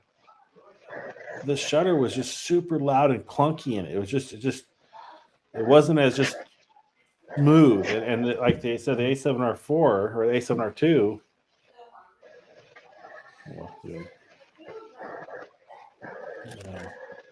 I had the original A7, but it died. I said, I tried an A7 III, but it didn't really grab me. The A7 III, I never used mine for photos. I mean, well, I shouldn't take the never. I did, but I probably shot less than 100 photographs with that camera when I owned it, and it was my video camera. I had my A7R II for photos, and I thought it was a better camera, a better built piece of equipment than the A7 III was. But it's also comparing a $3,200 body to a $2,000 body. There are hardware limitations in that expense, and even though you're paying for a 42 megapixel sensor and an older body that uses old batteries and some older tech, the camera was still better built. And that's my basis of hanging on to the A7R2 as long as I have is the camera was just better. And while a newer technology camera, yeah, they may make it easier, may make it better. This camera has worked fine for me, and I haven't ever had a huge desire to replace it. Now, the new R series cameras are phenomenal. They're bigger, they're chunkier, which is probably better for my big hands. But I just can't justify the expense of what those cameras cost when it's taking the same picture this one essentially is. Yeah, my main camera's a Z9 at the moment, but yeah, I'm fairly happy with that. Right. Especially the battery. Yeah, right. Like I could see myself probably getting into an A7R5 on the used market. I wouldn't be opposed to like having the A1 necessarily for a photography camera, just for the speed and the stuff. But I mean, that's still used. You're looking at over $4,000 probably for something like that. And be interested to see what the next couple of years. I guess Robert made a comment on I think my A9 video that I released, and one of the things was, what do you think about the price of it? Being $6,000. Do you think they hit it on the with a good price? I thought it was $1,000 too much for what the camera position was. I think they're, like I said, they're banking on people to pay for it, because it's global shutter, new technology. But I think what they're doing ultimately is driving the prices of other cameras up. So the A1's going to come out at it's currently $6,500. Well, they had to be under that one, of course. But where's the next A1 going to be at? It's going to be at $7,000 to $8,000. That's where they're going to market that camera, and they're conditioning us as consumers that's the new normal price for a high-end camera. They're going to get away from the $5,000 and $6,000 range and move to a $7,000, $8,000 range. I think the Z9 was better value. The Z8 even better value again. Yeah, and it's what $5,500 for that camera. And $45 for the Z8. Is it the Z8 that's $55? No, that's much cheaper. That's $4,500. $4,500. Yeah, they're going down instead of up for some weird reason. Right. Yeah, and I think that's great. I think because those are phenomenal cameras, and they're bringing the price down. Where I think Sony and Canon are going to start into this high-end camera market with $8,000 camera bodies, and it's gonna like I said, they're the consumer conditioning to this is the new normal of paying for a camera. And the lenses also that Canon's they're releasing lenses that are obviously incredible, and like the 25 they got a 24-105 2.8 I saw. Let me look that one up because I heard about this one and somebody was telling me about it. Like I said, I like the new 10-20 Canon lens. That looks like a real showstopper. Haven't had a chance to play with one yet. New release, Canon. Let me put this up on my screen. This is a Canon 24-105 f2.18. Or I'm at 2.8. Sorry, speaking wrong. Canon RF coming out, but it's $3,000. It's a bit expensive. It's an expensive piece of kit, but I mean, you have that and a 100-400 or the 100-500, and you're pretty much set. I mean, I would love to see this offering in a Sony lineup because I would definitely want to be interested in having it because obviously get away from the F4 if you need the low light performance. Yeah, if I go low light, I go primes though. Yeah, you don't need low light for most work. A zoom with an F4 is probably plenty. even I'm always shooting at f8 or f5.6 or f7.1. You know, with my 24-105 outside, it's very common for that to be. I'll get back. I love those AD200 style flashes. Yeah, I've got to get me some of these things. Not with the Fresnel lens though. I'm not a fan of the Fresnel. No, you want the bulb. Light's too uneven. I like the bare bulb and a reflector. Yeah. I use a lot of the bigger ones as well. But in the studio, those AD200s are lovely. Just plenty of light, very versatile. Yeah. No, my buddy's got a pair of 8600s, and you know, the space he's using them, he goes, they're just too powerful. They're good if you're outside and you have to beat the sun, though. That's where that's where you need them. Is outside. That's where I use them more than. Whereas everything else, I use the AD200s. Yeah. Yeah, and I've got the trigger for these. I've got a, what is it, the T685, I think. Mine's not the Mark II. This is the speed light I have. I'm not a fan of speed lights anymore. Too easy to use a strobe with a modeling light. Yeah. This is a piece that I bought early on when I started shooting, and I've had it since. And it works well for what it is, but my shoe's broken on mine. I have to use mine wirelessly. I can't shoot it off the camera. Do they have a plastic shoe or a metal shoe? It's a plastic shoe. You can replace it. It's like $17 on Amazon for the part to replace it. I haven't used it in a long time. But I have used it for some off-camera stuff and, you know, landscape stuff, lighting up certain features with it, and it works well for that. But I carry a speed light just for emergencies, but not something I like using. Right. But that's just on the area I haven't spent money on is in flash photography. And I'm like I said, with my studio, the way once I get it set up, I'm definitely going to want to get a couple 8200s at the minimum for it, to be able to start doing more strobe work and that type of learning. I haven't spent time learning that side of it.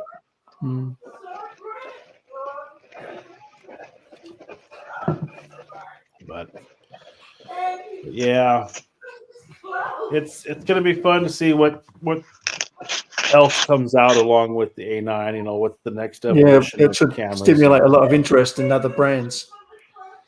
Yeah, it is. It's going to be just a new way to get people's attention with it, and you know what's Canon and what's Nikon going to come to the table with on their next release. Yeah, Z9 Mark II may have a global shutter if I'm lucky. Yeah. But then again, do I need it? No, not for product photography. I do like my flash. Yeah. If it can speed up your flash results. But then again, with the flash, I do. If I'm really working hard, I go into medium format, and I flash up to say 4000 sync. It's all globe. They're leaf shutters. Right. Well, guys, I think I'm going to hit it. It's almost 11 o'clock in Indiana, so. Yeah, I'm approaching that too. Hey, cool. It's good to see you, man. I appreciate you stopping in and hanging out tonight. I'm alive. I'm not dead, so. I was a little worried about you after you didn't show up for like 2 or 3 weeks, and then you were in the comments. I'm like, yeah, I was busier than a one-arm paper hanger. Yeah, no, I understand, and I appreciate every minute you guys give to my time here. You know, I appreciate it, and I know everybody's busy, but yeah. Hey, I still think we should start a YouTube channel and have it like Milkshake Monday or something, where we make a milkshake. It's one of those weird ideas. You'd probably score huge, you know. Like I said, man, everybody does these coffee montages. Mine's going to be a milkshake montage. There you go. So, Today I'm adding walnuts. No, coffee milkshake. Oh, a Favorite. coffee milkshake. That'd probably be pretty good too. yeah, we'll start it off with that. We'll break them in easy. Caffeine, sugar, all the stuff that's good for you. Yeah. So, all right, Cooley. All right, man. Thanks a lot. Thanks. Have Thank fun. you. Have a good one. Talk to you. And have fun in Australia. I always do. Yeah. I'm living here permanently now. You've done a lot I'm of never traveling getting in out your, again. have you traveled a lot with work? In my or- early years. Yeah. I'm parked at the top of a mountain now. Lovely view. Wildlife on one side and the city on the other. That's a good way to be right there. I've lived and experienced most of the entire Western U.S. and that's about it for me. I haven't ever been out of the country. I just realised my camera's not level. No, who cares? Yeah, looked good up to this point. Yeah, I realized my camera was like pointed down. This line was not straight for me at all. I had to like it was at an angle. I didn't like it when I was setting up. But, I got to fix that. Now we got a new comment in here. I'm gonna butcher this one, man. Lawaf Zane. Thoughts on the Pocket 3? Honestly, I used an early pocket. It was quite I- nice. I love the back screen. Yeah, I like to do that on all cameras. I've Stuff used the the battery original. life. I've used the original Pocket myself. I have not seen or held the Pocket 3. No. Haven't reached. It's just not something I put into what I'm doing because I've got my ZV-1 for my small camera and I throw it on a little stick if I need it. But I just I think it's an awesome little camera with the way they've done it. It is, yeah.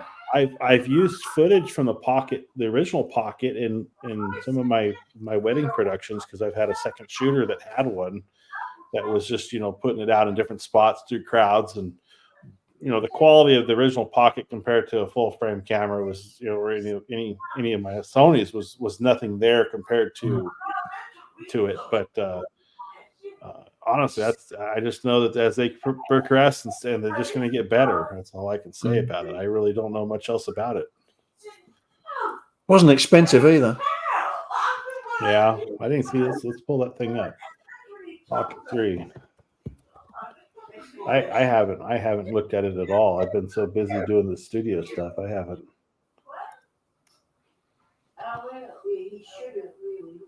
Yeah, I've been looking at those, but I don't really shoot enough video to warrant it yet. Yeah, that would definitely be a thing. Not expensive, and it is awfully expensive compared to the older ones.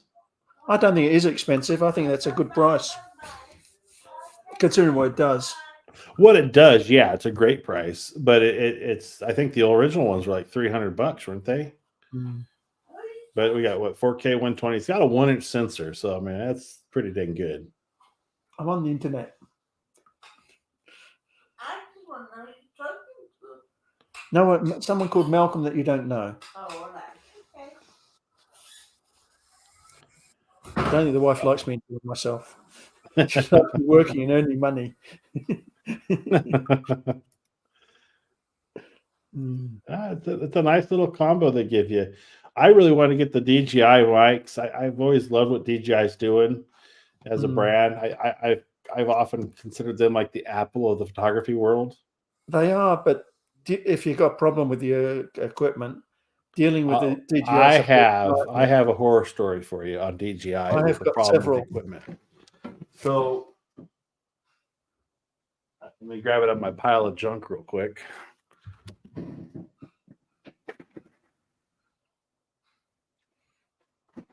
My whole entire studio is in a, like a wrapping paper plastic tote on the floor. So I have the RSC2 gimbal, and I was shooting a wedding up in Idaho remember how to use this dang thing.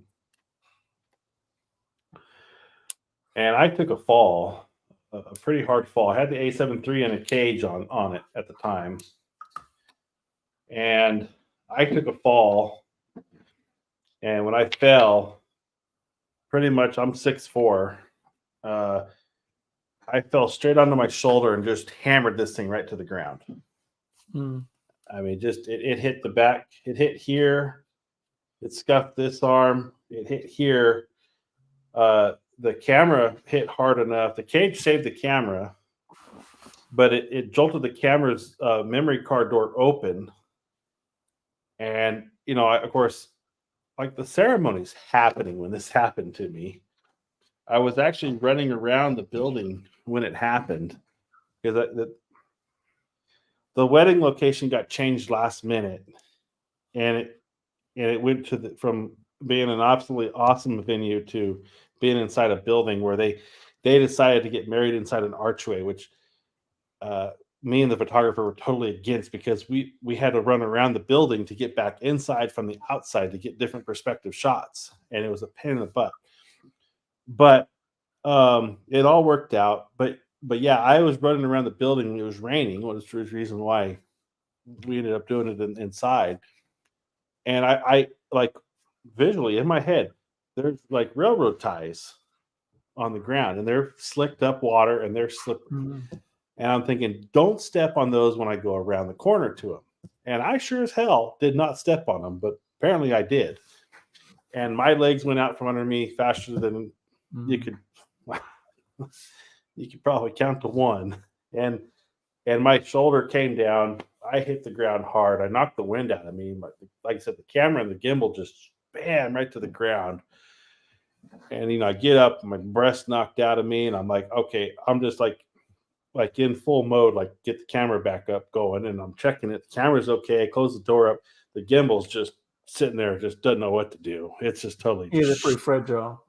It's shot. So I'm walking in the building in the back of the crowd as they're doing some prayer in the wedding, and I'm trying to get the thing off the gimbal. I get it off and get it shooting, and the camera seems fine, you know. So I'm continuing the event all handheld at this point. Didn't have my gimbal, and luckily everything worked out, you know, other than I ended up being handheld most of the time. But anyway, going back to DJI and the product support. So I had my insurance on the company that that I have, you know, for all my equipment and all that. And I contacted them, told them about it. And they said, yeah, just let us know what it's going to cost to get it repaired, send it out. So I sent it off to DJI. And very quickly, within about 2 weeks, I got a response from DJI saying, this is what the price is. This is what we're replacing. This is what it's going to be. And they had missed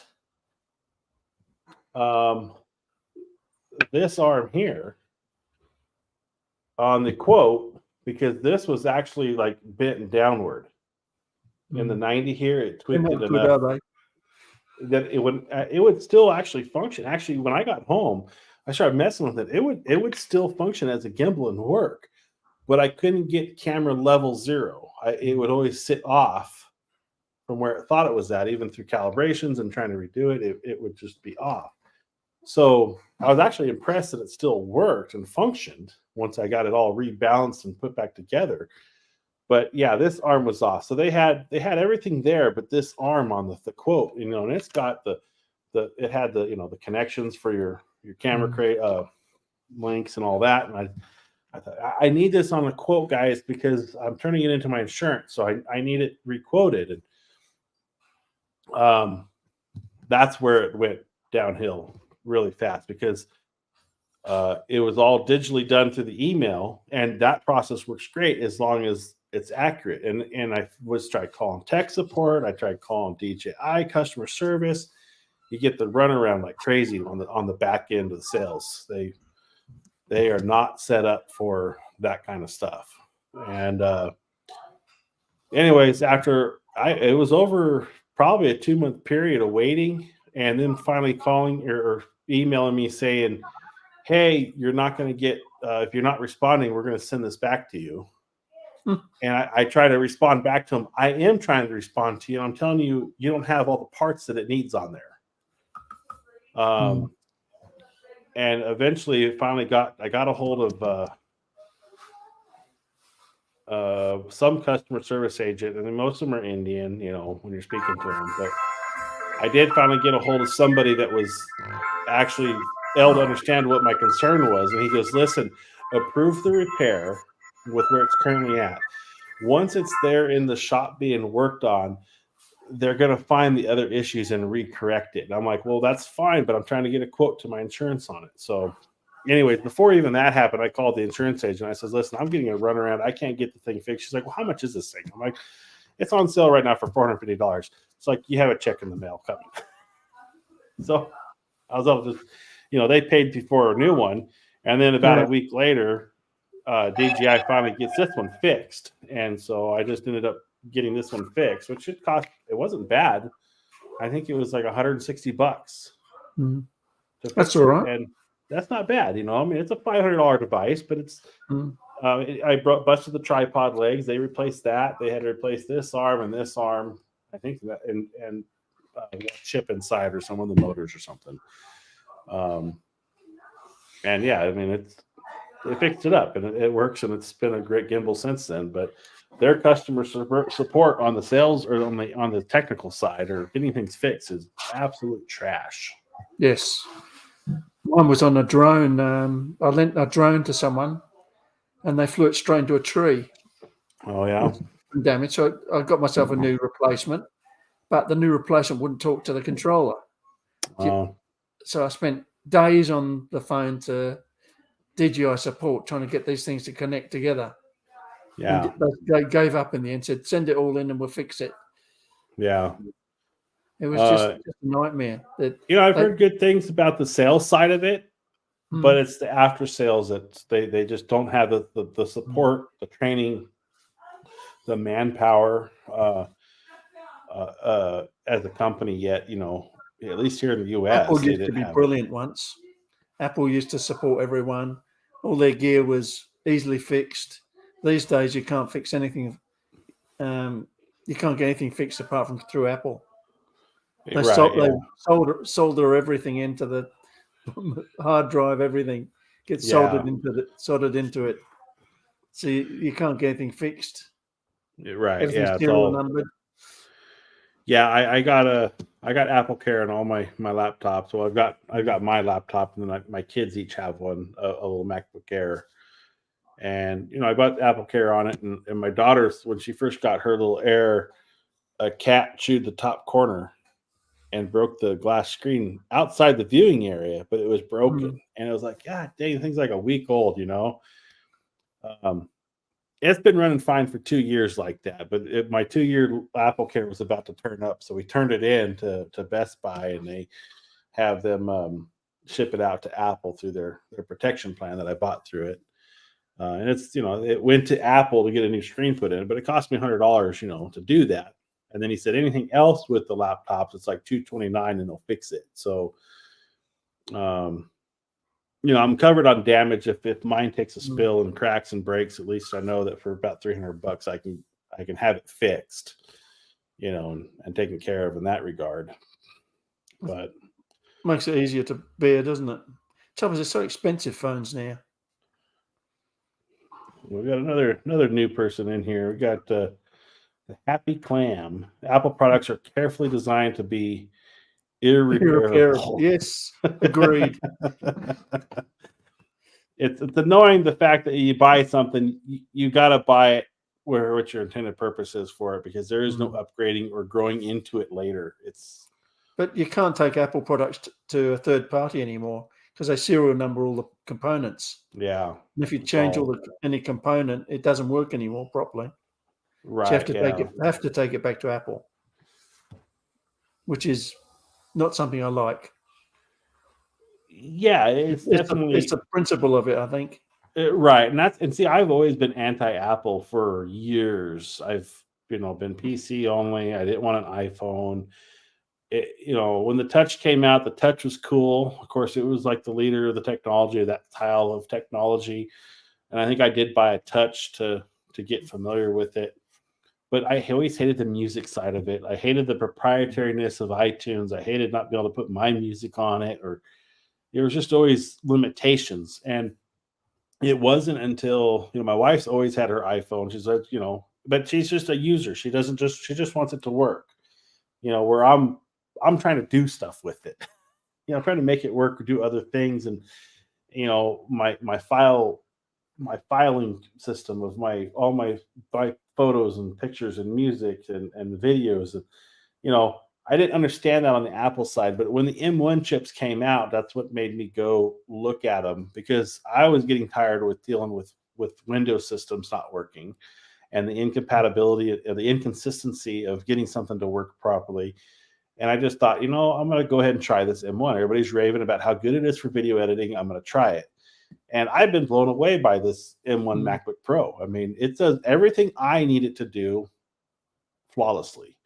It takes a lot for me to figure out an edit that it locks it up or it really slows it down. But, even my kid's MacBook Air M1, the same render, it did it in about a minute faster on this compared to the kids, because, or the MacBook Air M1, just, with the performance difference. But I bought the Pro for the HDMI output and all the extra ports, which when I'm live streaming, I've got every port plugged in on this thing. I've got my power port, which is the MagSafe, coming in. I've got my dongle going, which has a hard drive. Well, it's got an extra USB-C right now, but it's plugged into my audio sound system thing, which is where my mics are going. And my headphones are feeding off that. The headphone jack is being used to that. I've got my HDMI out going to my second monitor. I've got another hard drive I use to be able to just pull my pictures and data off of. But then I've got my streaming cable going to the FX30, and it charges the FX30, and that thing will stay on indefinitely in this. Well, the Apple operating system's always been the faster. The Windows operating system's like an elephant in ballet shoes. Yeah, it's a real pig. But they've improved it. I mean, the 13th and 14th gen processors are starting to catch up to the M1 now. RISC. What is it? M1's a RISC chip. That's why it's so fast. Oh, I'm not familiar with that. Oh, it's a smaller instruction set, so it's much faster. Yeah, everything's together. I know it's like it's all right there. It's like mobile phone technology in a computer. Right. Most mobile phones have got the Acorn chip in them. And I've been so far everything with the only thing I have a problem with is like my old Windows data on hard drives. I can read it. I can't save to those hard drives, but I can pull that data off and access it, which is all I need to do. And then I've got new hard drives that I use primarily with this one. So I definitely, try to keep it, light. Like I said, I bought a base model. That's what I could afford. The only thing I wish I probably would have liked to have done is give it the 32 gigs of RAM, because it does constantly use that swap memory on video editing, where it's running about 24 to 28 megabytes of RAM data on the performance. Unfortunately, you can't just plug it in either. Right. That's the trouble with the Apple. It's not that upgradable. Right. You can't just add it in. No. So you have to pay for it all right now. You can't grow into it. So, I'm putting wear and tear on my hard drive because it's using the swap memory.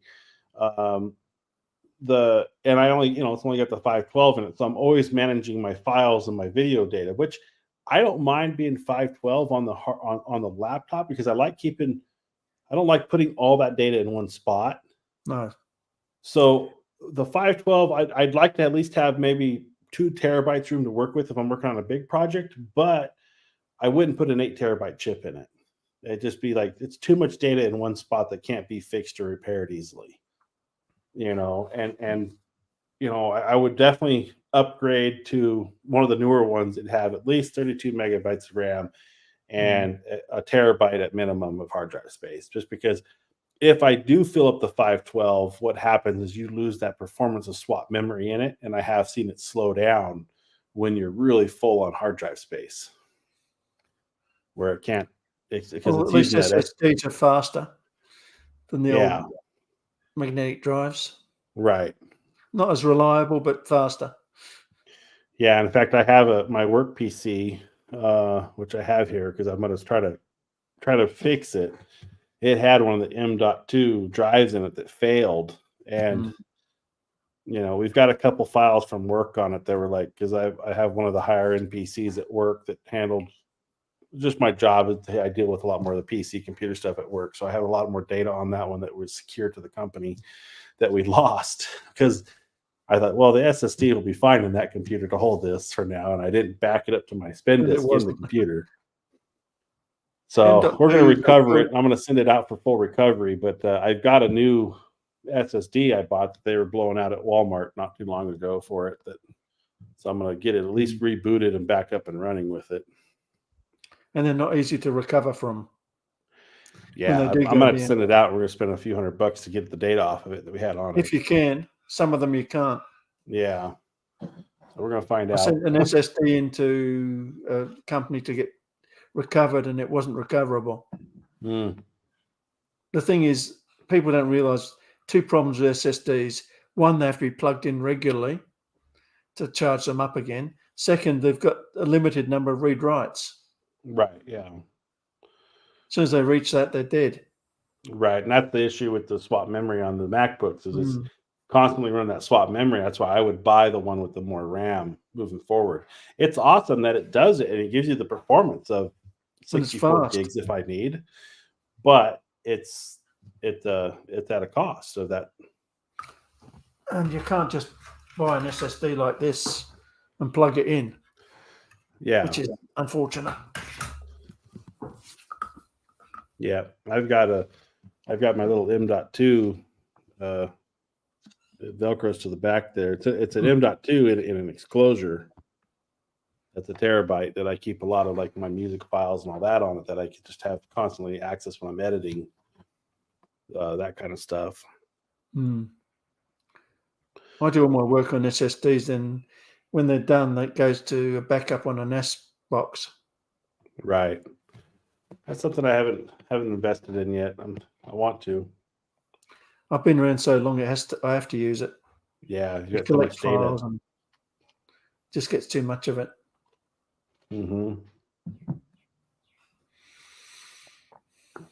Yeah, but so far I've been very pleased with the Apple products. I bought their iPhone. I had a Sony phone for a while, and I had it fail, and ultimately, the iPhone thing, it's easy and convenience with the rest of the families on Apple. We can all communicate easily on them. They're great products, but the ethics of the company's not as good. Right. Yeah. It works great. It works. It does what it needs to do. And for 99% of the people that use them, that's all they want. They just want it to work. And they do that. And I got tired of being a PC guy of like, I've got to put the drivers in. I got to update this. I got to, you're always maintaining. I used to work for digital, so I'm fairly familiar with the Windows. Right. But I just got to a point where I just stopped caring about it. I just want it to work. And that's what I got to. And Apple's the way to go then.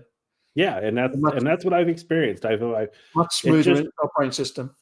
Right. It just works. And I still have my PC stuff, but it's like my day-to-day, my editing, all that, it just works, and that's all I need it to do. I want it to be fluid and effortless, and that's what it gives me. And I can't manipulate my music files as easily, or it's a lot more data protection involved in a Mac. Yes, it definitely has its downsides from what I'm used to, but there's workarounds. Give and take. Yeah. For the 5% of the time I don't like a Mac, I got other things to use for those projects. That's the way to go, isn't it? But yeah, that's where DJI I think has come you know, they've released a hell of a, you know, a good camera. They've got good Great accessories product, and lousy microphones. support. Yeah, it's not repairable and it's shit support. And that'll hurt them eventually. Mm-hmm. But it's that name repetition of name brand, and people recognize it as the leader, and that's what you got to have. You know, and I've seen some awesome drones come across my path that are like, you know, very cool and rich in features. It's like, how is this only $300 when the DJI is, you know, $800 or more? You know, but I think DJI is overpriced, but they've got the market. They've got the market, and that's right, and that's where Apple is. They're overpriced, but they've got the market. I just bought a cheap phone, a reconditioned Motorola, because I just got sick of it. Yeah. Well, I went from Apple to an Android, back to an Apple. Well, no, I'll take that back. I went from an Apple to an Android, and then my Android failed, and I was still anti-Apple. I'm not buying an Apple damn iPhone. So I went and bought a Samsung Note back when, I don't know, they were still in the single digits. And then I had that one, and then I got a work phone, which was an iPhone. And at that point, I was like, I'm not carrying two cell phones around with me. So I just kept the work phone as my personal. I don't use it enough to, you know. And then the work companies, they came back and said, well, we don't want to pay for the phones anymore, so we're going to give you an allowance for the phones. You can get whatever you want, and you can have the number. So now I'm back to my personal phone. That's my work phone that they pay me for, and I can have whatever phone I want. So, best of both worlds. Yeah, you know, and now I've got an iPhone. Like a company car. Up to about 3 months of them making that decision, I wanted them to get rid of the iPhones and give me an Android. And then I go and buy an Apple. But you know, the integration of their products is what's really nice too. You know, they have good integration. Everything works fluidly. AirDrop is awesome. I still think it's wrong that I can't just plug in my iPhone to my laptop and transfer data. You know, that's like, why can't I just go in there and view it as a file? And that's always been an Apple thing. They're very protective of their system, aren't they? Mm-hmm. That's probably my biggest pet peeve is I have to AirDrop something off my iPhone to it. Now, while I love AirDrop and AirDrop works really well, I just wish I could just bulk pull all my photo data and dump it onto my hard drive and then reset the phone and have it clear again. Yeah, my cheap under $20 reconditioned phone's plugged into the computer at the moment. Yeah. So download the files. It's just easy. Mm-hmm. Yeah, it's just you know, and Sony's Xperia's line, you know, they're expensive. They're $1,000 plus phones, and they have great cameras in them for that aspect, and the integration they offer between the cameras now. Because one of the things I have to do this week because I want to get it done right before I move studios, they updated the FX series with a new remote control app, and now I can use my iPhone or an iPad as a monitoring display with it has some latency to it, but it's a usable latency with full camera control from the tablet or the iPhone. Yeah, I don't know if I tried that, but big files are just too slow, and the other thing is the phone keeps ringing and disturbing it. Well, that's the problem with using a phone. So I've got an iPad here that I was going to pair to it.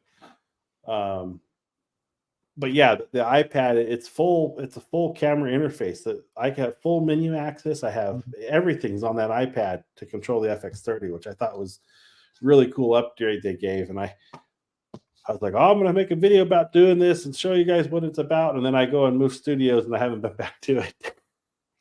Yeah, it's better to have a full-size screen. Yeah. So it'll be cool to, you know, have it as a possible remote monitor or put it up on a mount on it in the rig and have an actual bigger screen to see. And yeah, for most things, like I said, the latency is doable to deal with because it's definitely, you know, perfect because you're doing it wirelessly. There's no way to plug into it. Now, I think the Xperia's dangle or dongle cord to them and use them as a display like that. For the I'm not web, positive. I like my Z8 because it's got 2 USB ports. I just plug one into the power and one into the internet. Yeah, the FX30's got the 2, but it's not USB-C. Only one of them is, and it's the micro, which I hate those basically things. is there because every accessory made for them was that micro USB. I hate that thing. Always getting it backwards. Mm-hmm. Like mini HDMIs are irritating too. Well, now that Apple switched their Lightning cord out to the USB-C too on their 15. Thanks to the Europeans for that. That's a good thing. It's a good thing, but I think the Lightning connector is a better connector. It is if everything's Lightning.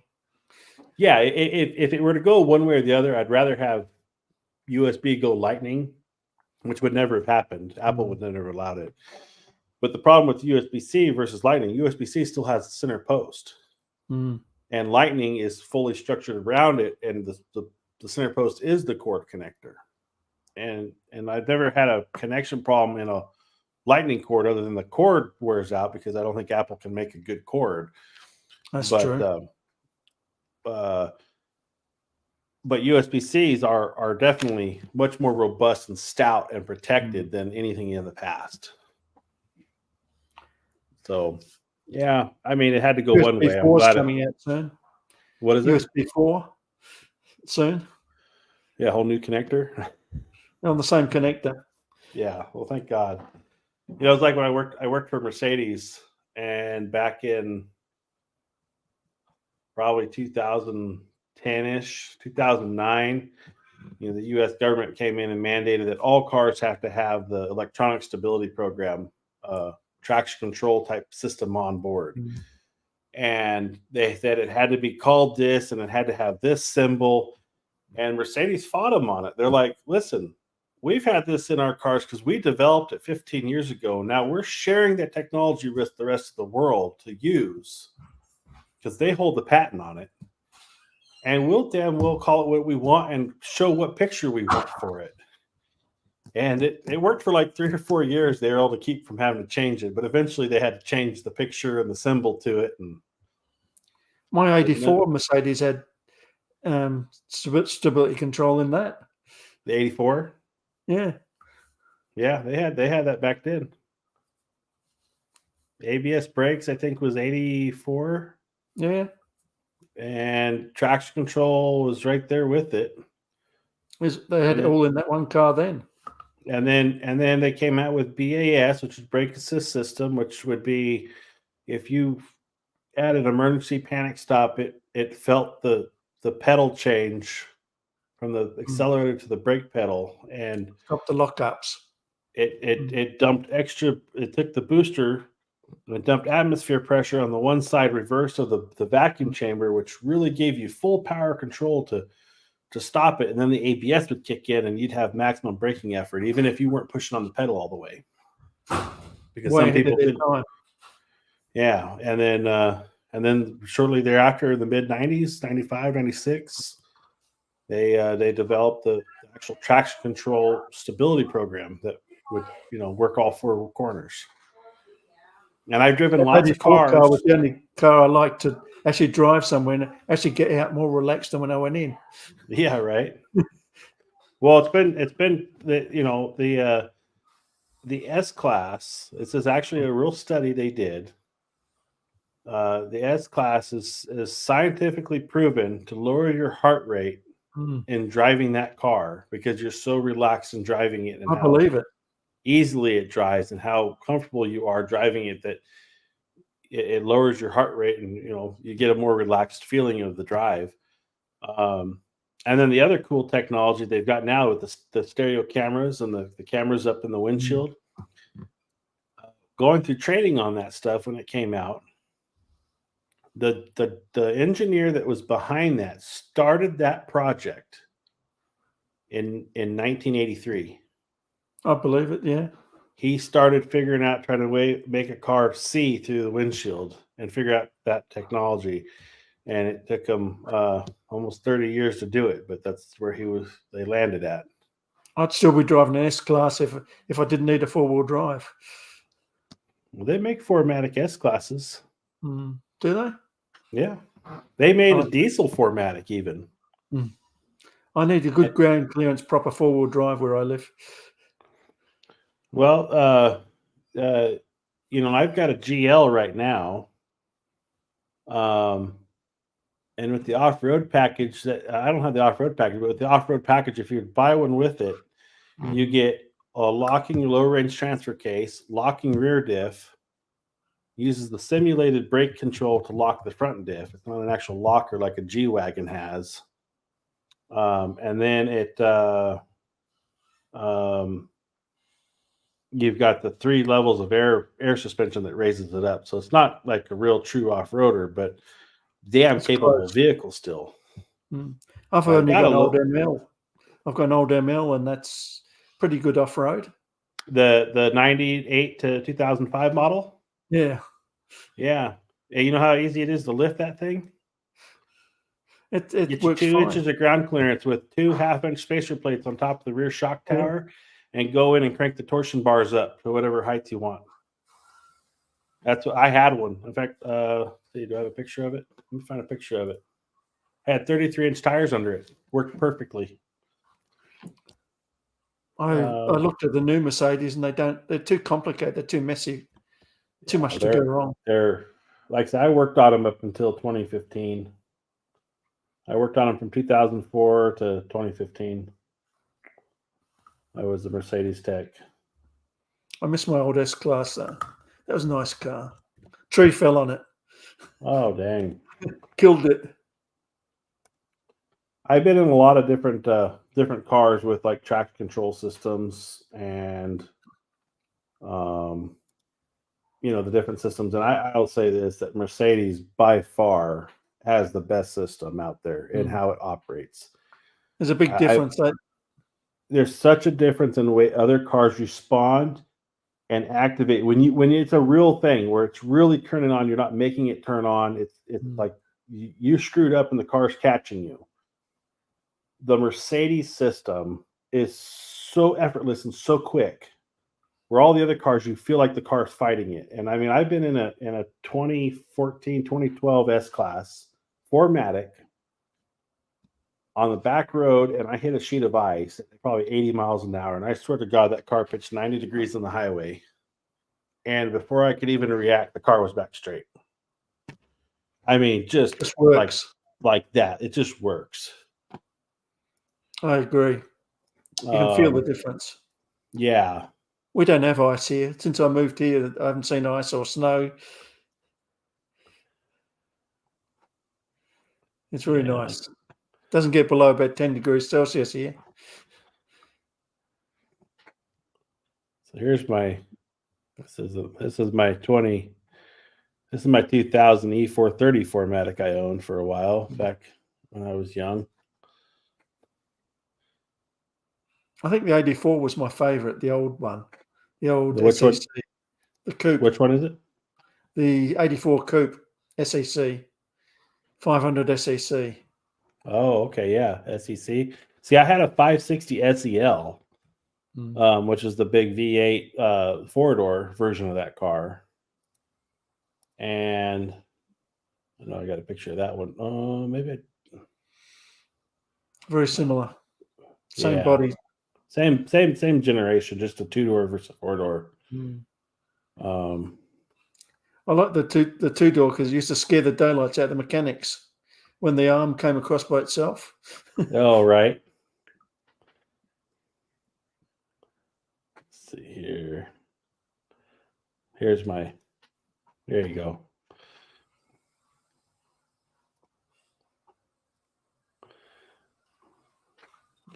This was my off-roader for a while before I moved. Well, I bought it before I moved to Texas, and then I did the work on it here in Texas, and then I ended up selling it because it just sat. Looks very familiar. So it's up 2 inches from factory, and it fits 33-inch tires under it. No problem with the gearing and that? Not a bit.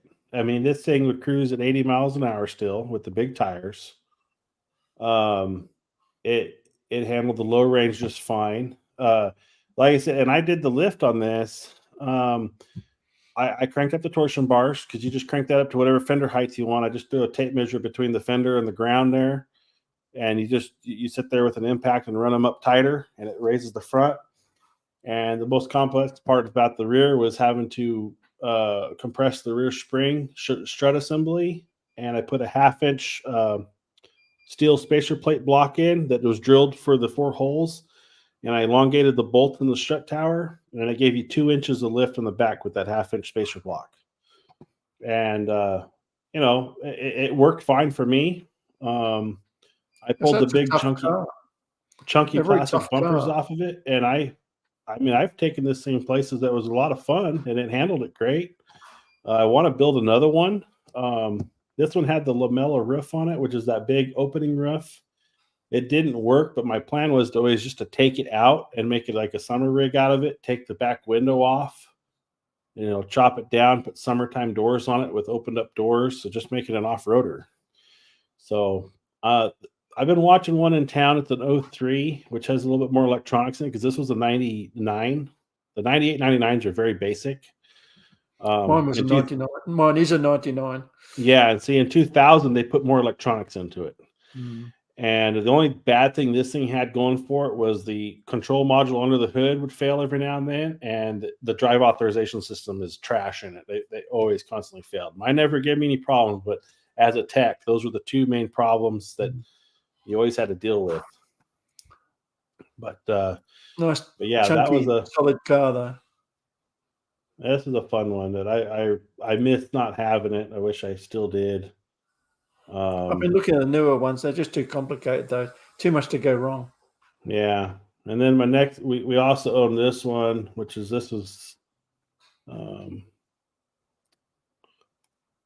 I wrapped this one flat black. This is the diesel ML, an 08, the last year before it went to the DEF system. Bulletproof car. I never had any issues with this car. I sold it to my in-laws, actually have it now, so I still work on it, still see it regularly. But this was a great car, and get 30 miles to the gallon, no problem on the highway. Powerful, mush through snow like it wasn't there. I think people don't realize that a big V8 is very economical on the freeway. Yeah, it just ticks over and just hardly drinks any fuel at all. The good thing about Mercedes, they never break down. They have mechanical difficulties. How are the new electric ones? Are they any good? There's truth to that. Mercedes, for a Mercedes to leave you stranded on the side of the road, it has to be catastrophic. There's redundancies built into these cars that people don't realize. The only time in my 12-year career I had with Mercedes that I know a customer got stranded on the road was a thermostat got stuck closed and it boiled the V8 engine out of a GL. And it did it in a 1-lane narrow passage road construction through I-80 from Sacramento to Reno. And the car continued to drive until he was able to pull over. As soon as he pulled over, that's when it locked up and died. It just warped the engine out. It got so hot. But he had no choice. There was zero shoulder to leave to get off the roadway in the area it failed at. But it still got him to safety. I've seen and heard a lot of testimonies with people about the safety of the cars. Had one guy come in and buy a E-Class wagon off our lot. The next day, they were in an E-Class wagon, and they went off the highway down 100 feet, upside down on railroad tracks. Him, his wife, and their 2 grandkids all got out of the car and walked away. And he came in and bought the solid cars. Roll cage. Very, very solid. Well, my wife used to drive BMWs, and a car fell on the bonnet and crashed it, but she was unharmed. Yeah, because of these roll cages. I think BMW is more complicated than the Mercedes now. Yeah, no, they're fantastic automobiles. It's the only picture I could find of my 86 when I did this. My This is my 86 Benz that I bought when I bought it. Mm. And from what I was told, a salesman in Southern California, when I went to work there when I was an apprentice technician, I bought this right out of Mercedes school, and I went to because this car was immaculate. The salesman that saw it, because this thing stickered at like 65,000 or 66,000. I had the original window sticker with it. He said this color combination in desert silver with the burgundy leather in a 560 fetched 20,000 extra back in the day. And this one I actually ended up selling to a guy who, and I had a whole bunch more photos I took of this car, like out driving it, and I've never been able to find them. That file's gone. But that particular car I sold to an old Austrian guy. He came on my door knocking one day, said, "Hey, I want to buy that car from you." I said, "Oh, it ain't for sale." And he goes, "It will be, you know, you call me." And sure enough, he ended up with it. So, and he's like, "Don't expect it back. I'm getting buried in this car." Mm. He loved it. He absolutely loved it. Yeah, I love my 84. Yeah. I've had a lot of cars since, but that was something special. This 86 was something special too. It was just a phenomenally good car. I had it for about, I don't know, Just so solid. 5 Just years. so well I had built. that car. Yeah. And I had this picture. This is our last GL that we had. We have a different one now. Unfortunately, I did have to let this one go. This was a diesel with the DEF system, and I just got tired of dealing with it. But this is up at 12,000 feet. I off-roaded it up there, up in Colorado. This was a special car because it was a loaded diesel. This thing stickered when I bought it used at almost, I don't know, it had 95,000 miles on it when I bought it. It was stickered at like, I think it was $92,000, and the diesels, the base price on here in the US at the time was like 48,000 for a diesel GL. It had every trick system, every high-end luxury option. I mean, thing was an awesome car, and it was a diesel, because you just didn't find diesels built like that. This was a special order car. Somebody drove the piss out of it for a very short amount of time, because I bought it. It was only 4 years old when I bought it. I think Mercedes motors are their main selling point. Oh yeah, motors. And this motor, like I said, it's basically the same V6 diesel that my 08 had in it. And we bought this because I bought a camp trailer that we were pulling with the 08, and it was just too much for the 08 had the power and the braking for the trailer, but it didn't have the stability for it. And so anyways, we upgraded to this GL, and oh boy, it went from white knuckled at 60 miles an hour down the interstate to 80 miles an hour like this, just rock solid. And it had the trick hydraulic sway bar suspension in it. It had, all the bells and whistles. It was just a loaded up model, and it was a phenomenal car. But the demise of this car was the first one, reliability wise. My wife. So my daughter wants batteries. Oh, my wife left to go to a trip to again Colorado in it, and not an hour out of town, it throws a check engine light, goes in limp mode because the DEF system. So she milked it back to town. We got her a rental car. They left for the trip. I started messing with it. I spent almost $3,000 fixing it, and that's with me getting. I'm currently not employed at the dealer when I own this thing. Calling some friends at dealers I know that would still give me good pricing, and luckily getting all the parts fixed that require the Mercedes service tool to do it. Mm-hmm. And somebody seeing out the back door, here's the tool, go do what you got to do on a Saturday. And it still cost me $3,000 to fix doing all that. So that was like, I fixed it, got it all fixed, and then it cracked the head manifold, exhaust manifold on us. In the process of doing that exhaust manifold, I found the turbo leaking oil. So I'm looking at another $3,000 just to fix the turbo and the exhaust manifold. I fixed the exhaust manifold because that had to be done. That's I wouldn't say a nightmare job, but definitely not a fun job to do. And then what happened to it ultimately was, and this was right before 2020 hit, like, the whole COVID lockdown. My wife was doing the US Census in it. And, where they count the population. And she was driving it, a lot for that, but it was the idle time on the engine.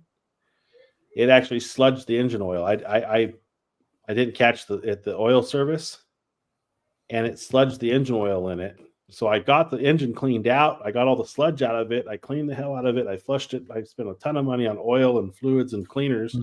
Got it all cleaned out, and through the process of working on it, I heard the bottom end knock start developing. So that car sounds like a problem.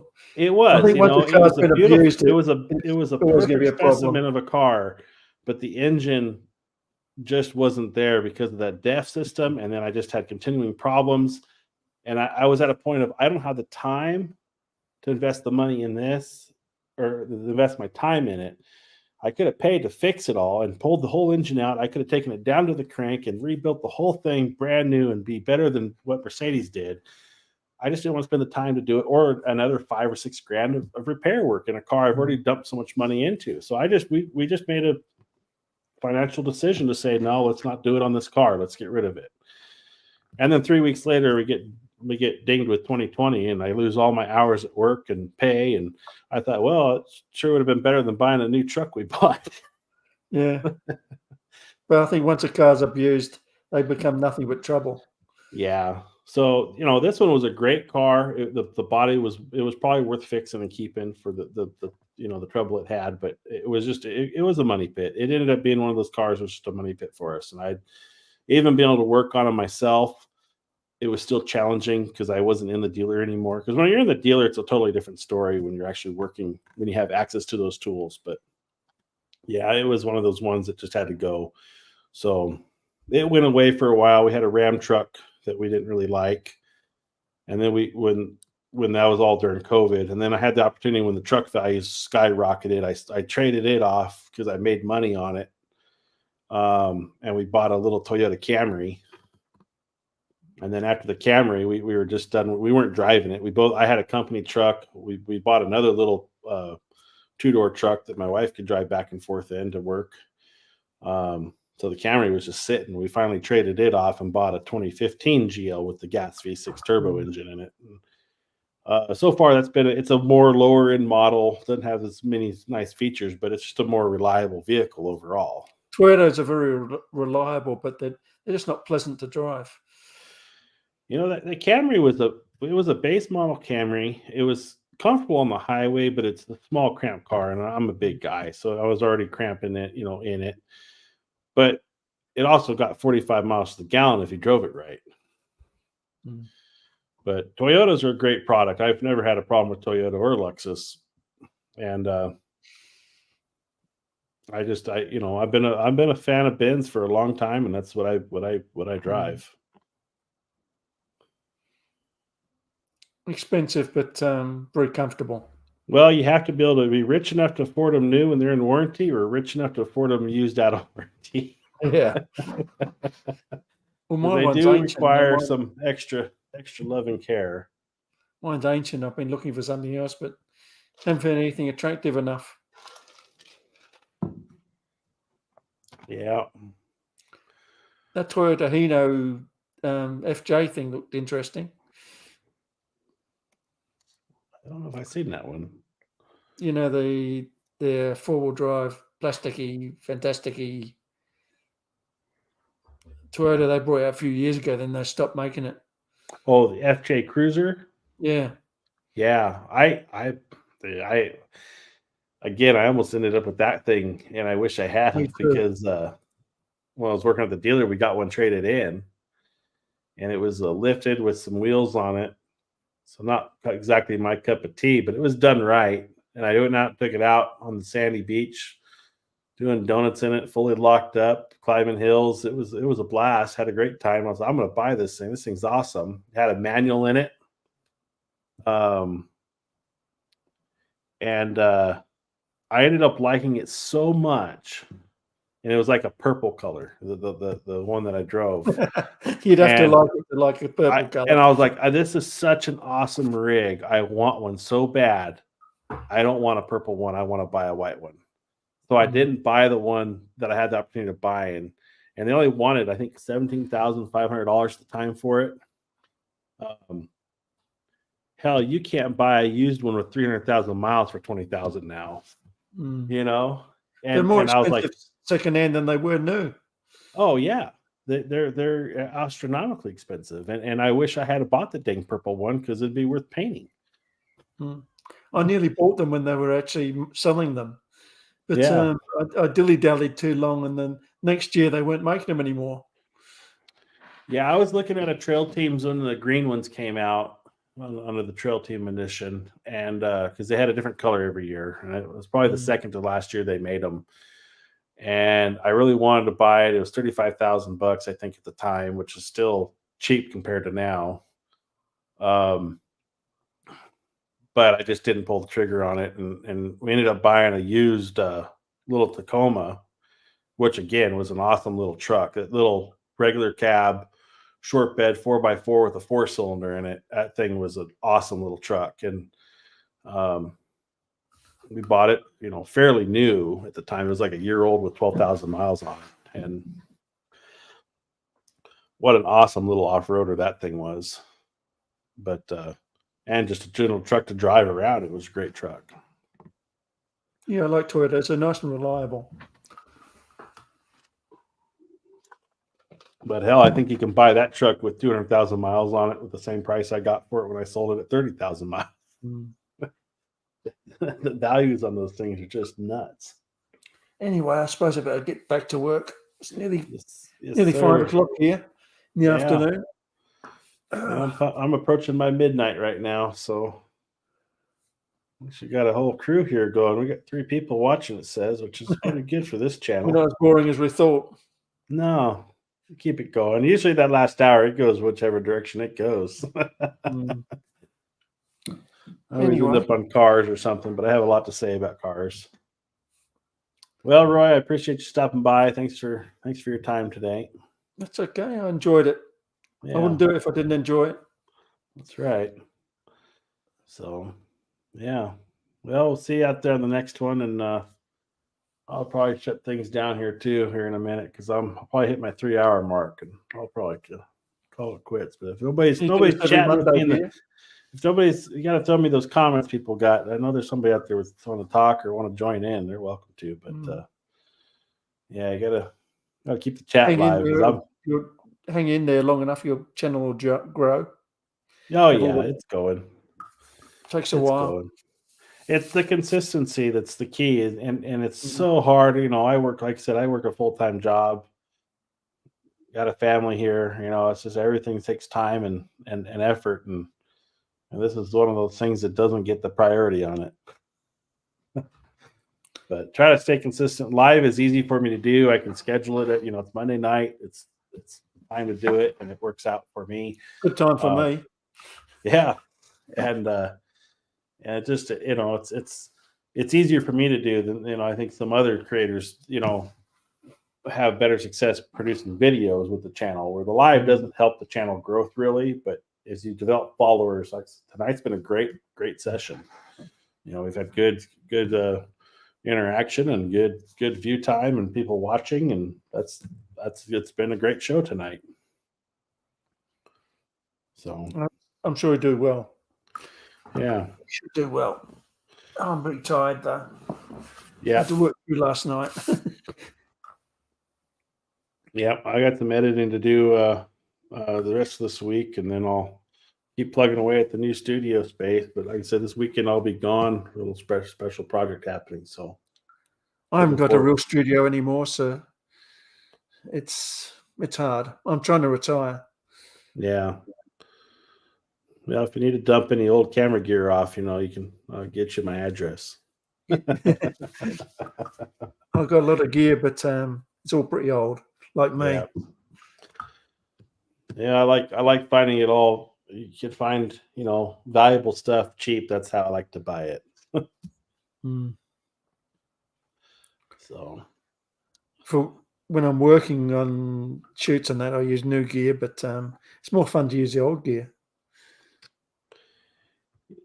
yeah, it's I like throwing on vintage lenses and messing with those and like I said, I'm getting into these film cameras, so I'm trying to, I haven't wanted to buy or pay for film yet, but I've been wanting to, I definitely want I to get love that the little old size cameras. going. I wish I could digitize them.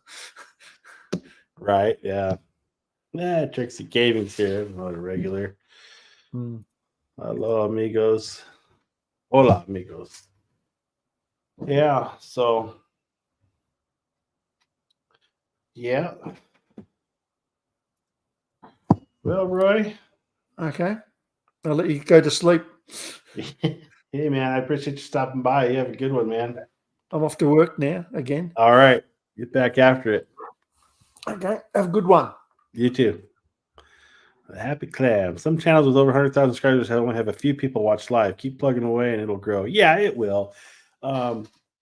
It's asking a lot of viewers, for you guys to come in and spend your time hanging out and interacting, especially. And let me just respond to this real quick. We're still going. I haven't shut down totally yet. But we got some time. But it's it's asking a lot of you guys to come in and view and stay, and stick with it. So I appreciate it when you guys do, and love hanging out with you all and having interaction and having conversations. So it's that to me is worth it. And yeah, I mean sometimes the guys go live, people, it's committing people's time to come see you and hang out, or and that definitely takes a lot, and I'm very appreciative of it, because I know as I watch other channels out there, I watch a lot of content at 1.75 because I just want to get through the information and the time, and I can comprehend and see everything happening at 1.75 speed, and that's what I watch it at and consume it. And to sit in a live, there's live conversation. It's moved slowly and over time. Like I said, this is almost a 3-hour stream, so it just takes time, and time is our most valuable asset. So it's very appreciative when you want to come in and enjoy the time and space here. I'm very, very appreciative of that, of everybody. Got you up to the end of the stream, dang. Yeah, it'll keep going. I'm gonna get to over 3 hours, so one way or another, we're gonna do that. But yeah, this show tonight was talking about the new A9 Mark III that came out. So if you hadn't seen any of that, global shutter, really fast shutter speeds. They've really just improved that camera and what it can do. So that's always good for everybody when companies come out with that kind of stuff. And Sony's just I think one of the innovators in that product brand, and they bring it to the table. So you gotta like it for that. So I don't know who's all still on, but the Happy Clan, what brings you to the channel, and what are you shooting if you're still with us? Those are questions I usually like to ask people as they come in. And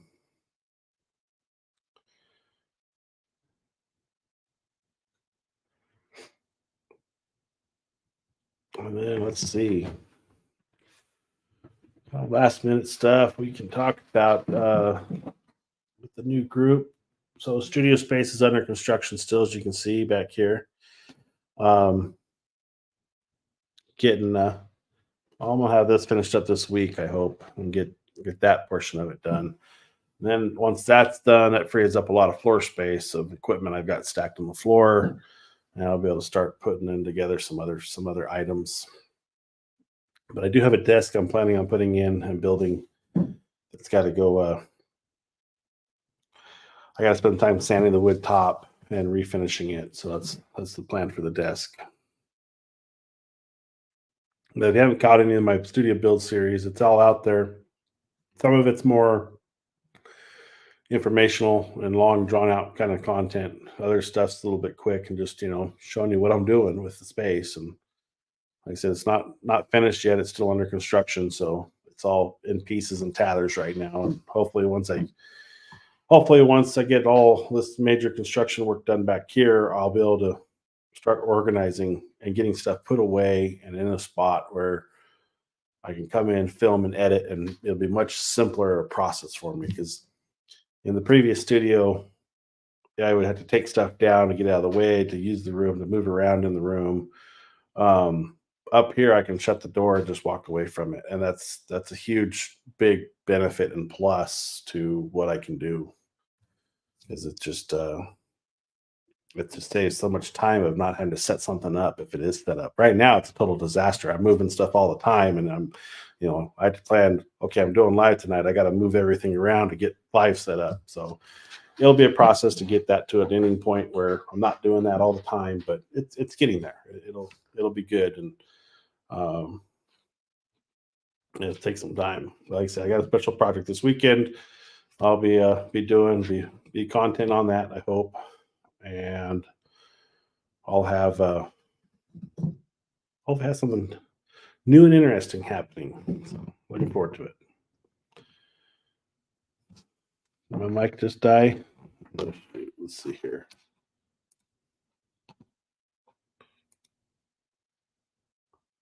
Okay, we're back on. It defaulted. If we weren't already on it, probably already on it. Battery just died on the mic.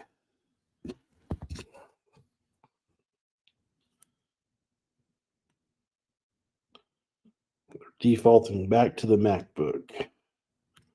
Okay.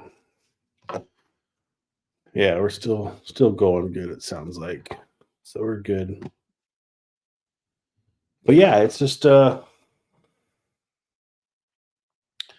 a process. So like the last video I didn't get out, just trying to get so many things done and completed with the A9 release and building content off of that. Took time away from the studio content, and my time is very limited in the studio right now. What I can do in a night, what I feel up to it, because I can come up here and sit down and start working on it, but it's 2 or 3 hours in the edit. I've been rocking and rolling on it. Other times I'll come up here an hour in and I find myself, I'm like this on the keyboard. It's like, oh, okay, I gotta wake back up. Gotta get it going. So yeah, it's just one of those things. Just it's tough to do, and some days are worse than others. So yeah, my hair's all, I can see my hair sticking up from the headphones. It's driving me crazy. It's getting too long for me. I gotta cut it again. I used to let it grow out kind of crazy. Now I try to keep it really short all the time now. I'll have to cut it this week. So, but yeah, if you're still watching, let me know in the comments what you're shooting, what brought you to my channel. I'm always interested to see like what videos or content you found me through. So if you're in the comments, let me know what kind of cameras you're shooting and what brought you to the channel. I always just like to know that kind of stuff. Chime in there, because I'm going to run out of things to talk about. I'm just talking to myself over here. And if you haven't hit like yet, make sure you hit that like. Let's see. Will it do it? There's the like button. I did this earlier and we got fireworks. There they are. Hit that like, folks. I appreciate it. Yeah. So let's see here. I got anything else I can share with you? See, I got a picture maybe. Let me see if I can find it. Get rid of this window real quick. Oh, come on. Why won't let me close the dang window? I want to close Google Chrome.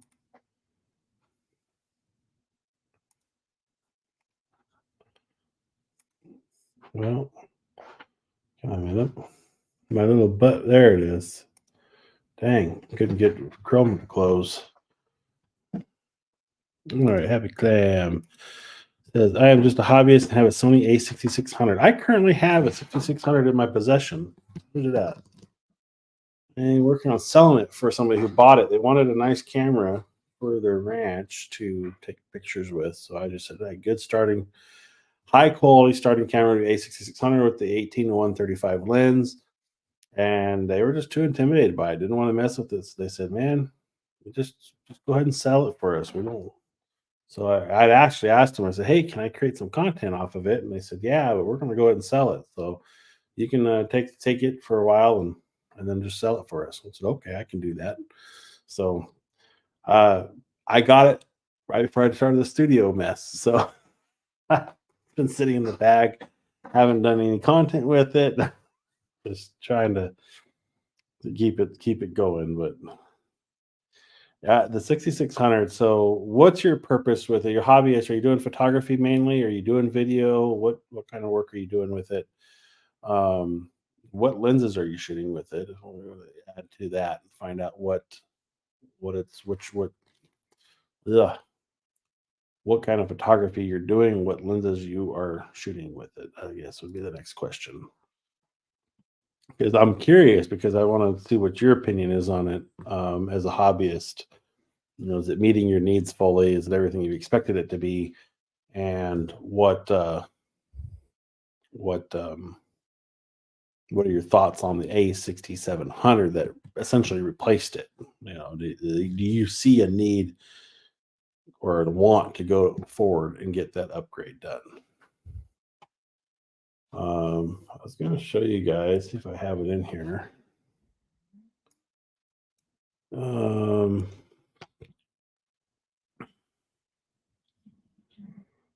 I bet it's on this hard drive right now.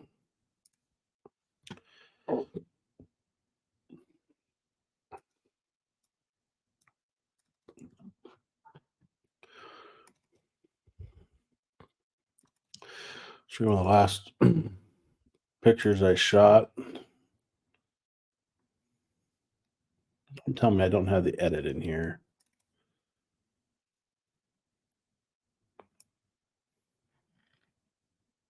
All right, where do I put my edit then? Video, my portfolio. No.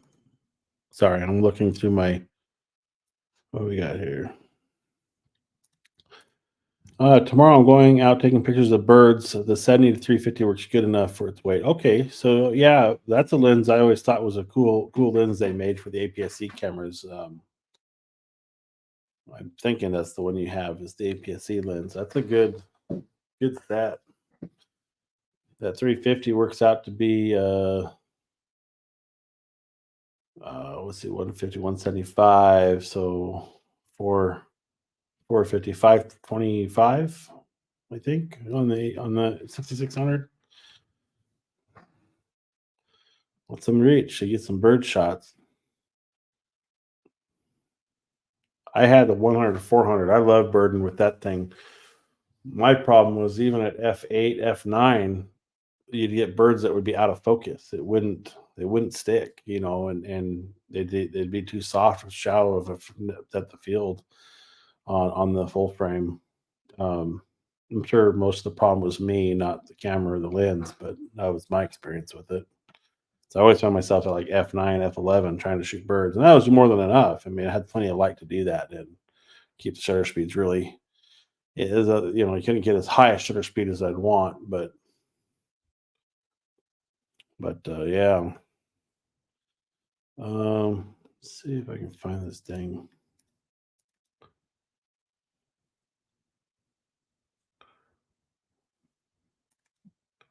I know I had these pictures somewhere.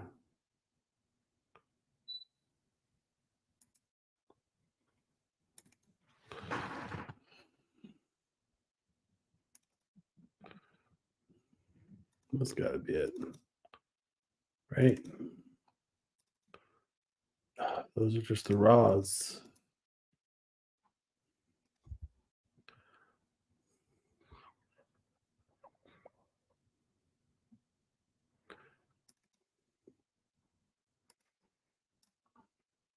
I had maybe this one. Oh, again. Why can I not find my photos? All right, well, that drives me crazy. Maybe I can't find this picture. I'm gonna look at one of my Astro photos, one of my more recent ones. I'll share it with you guys. I cannot find it. Now you can sit here boringly look at me stare at my computer screen trying to find it. I know. Oh, I know. I bet I know where I put them. I have a folder called Photos of all places.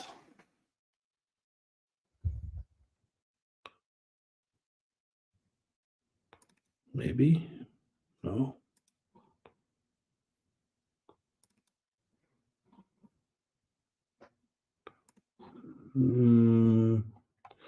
There's one of them, but not the photo I'm looking for. That folder.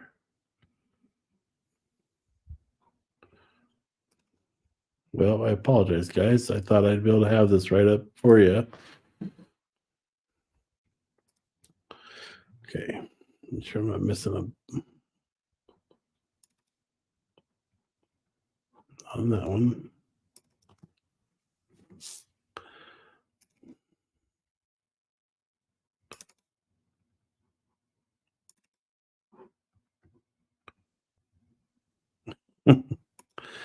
Oh, this is driving me crazy. Nope. Nope. I'm clicking through like crazy trying to find it. Is it this one?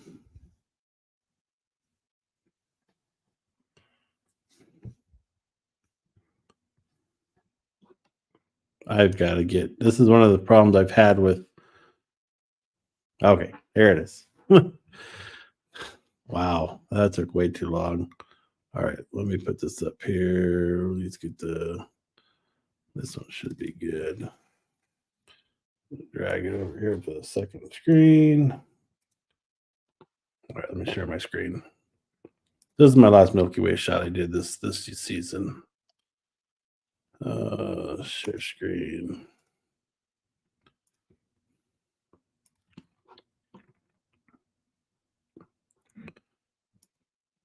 All right, there you guys go.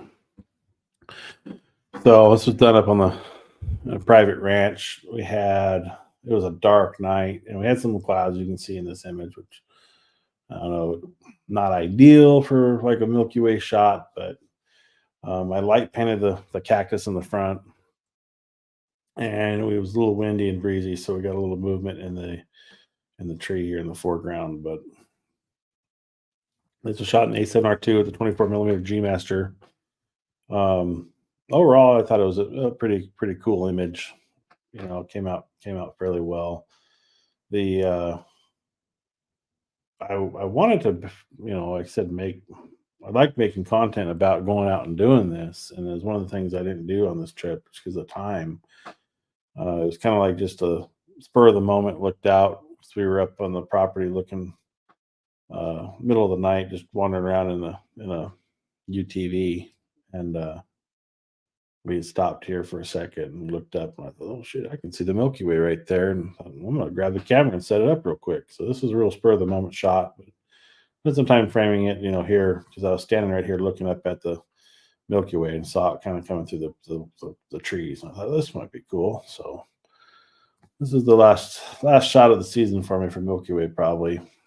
But you know, as it gets darker and comes in the dark, I've always liked night photography. I've always liked you know, shooting the stars like this. And this is where I think my true ultimate passion in photography is at next to storms. Storms are awesome too, with like lightning. But definitely like doing astrophotography. And this, like I said, the A7R II with the 24 G Master, it nails it. You know, people say that these Sonys have like star eating issues or anything like that. If it does, I have not seen it because they seem to do a really dang good job on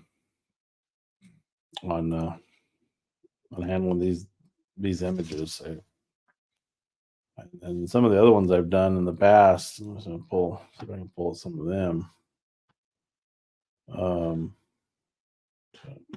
Yeah, let me go that back. Let's see here. Close this one.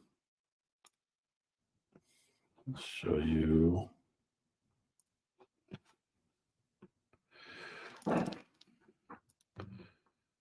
Let's see.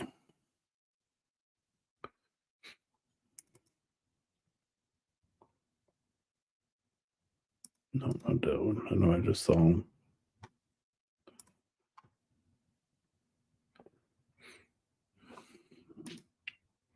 Oh, I'm getting the right hard drive first.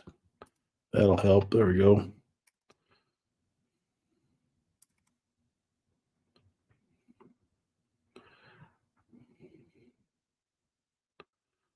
Where are you at?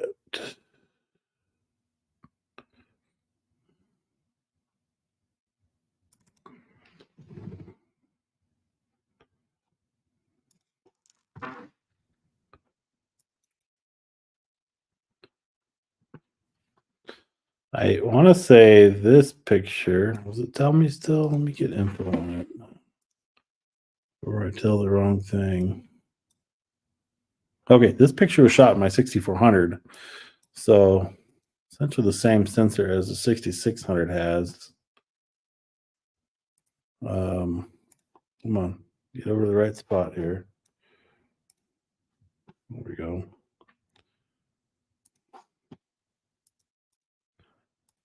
Get back to share the screen. All right, so yeah, this was shot with the 6400. And I want to say this was the 55 Zeiss that shot this picture. I'm almost positive it was a 55 Zeiss. Well, they'll probably tell me if I look at it again. Let's see here.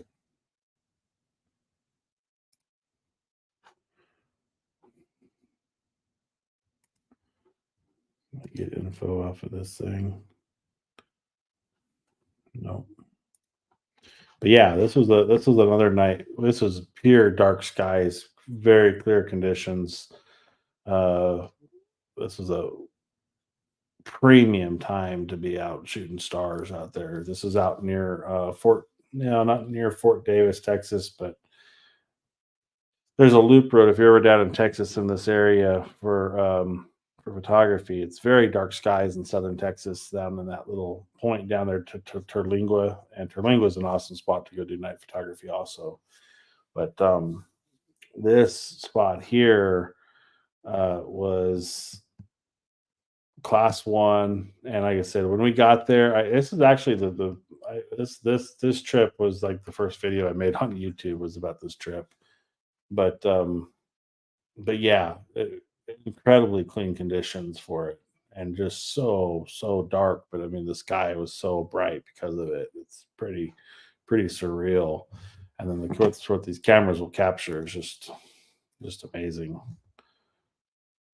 Now it won't let me out of this. Huh. Give me my thing. It won't let me out.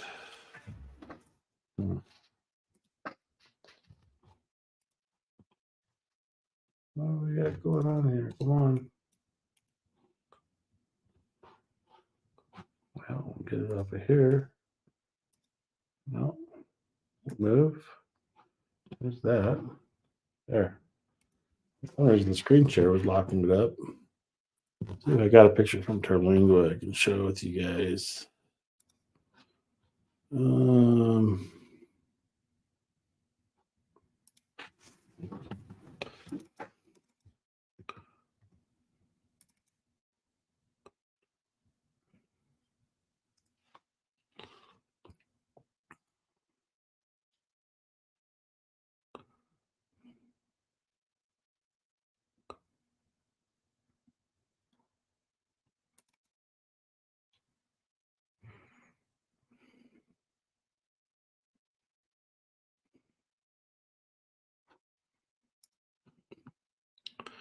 I know I built a folder with all this stuff like in one spot. I could quickly grab on these lives, and I can't find it.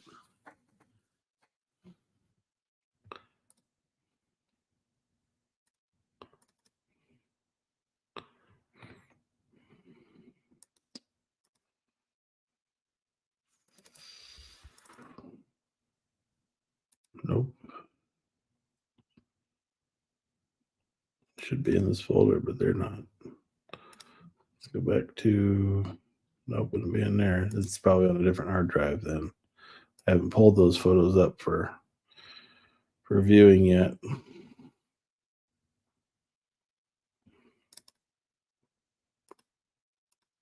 But anyways, I think that's it. That's our 3-hour mark, guys. I think I'm going to call it a night. So with that, really appreciate y'all stopping by and coming and hang out tonight. Let's see, we're past midnight, so that was a good 3-hour show. So appreciate that. Glad you guys were all here and hanging out. Appreciate each and every one of you. Stay on the lookout. I will be on location live next week. I plan on shooting live. It'll be somewhere, and also have some new fun content that maybe I'll be able to divulge in more next week. So come back next week, 9 p.m. Monday night Central, and I'll see you there. Guys, I appreciate you. Thank you. We'll talk to you later. Have a good night.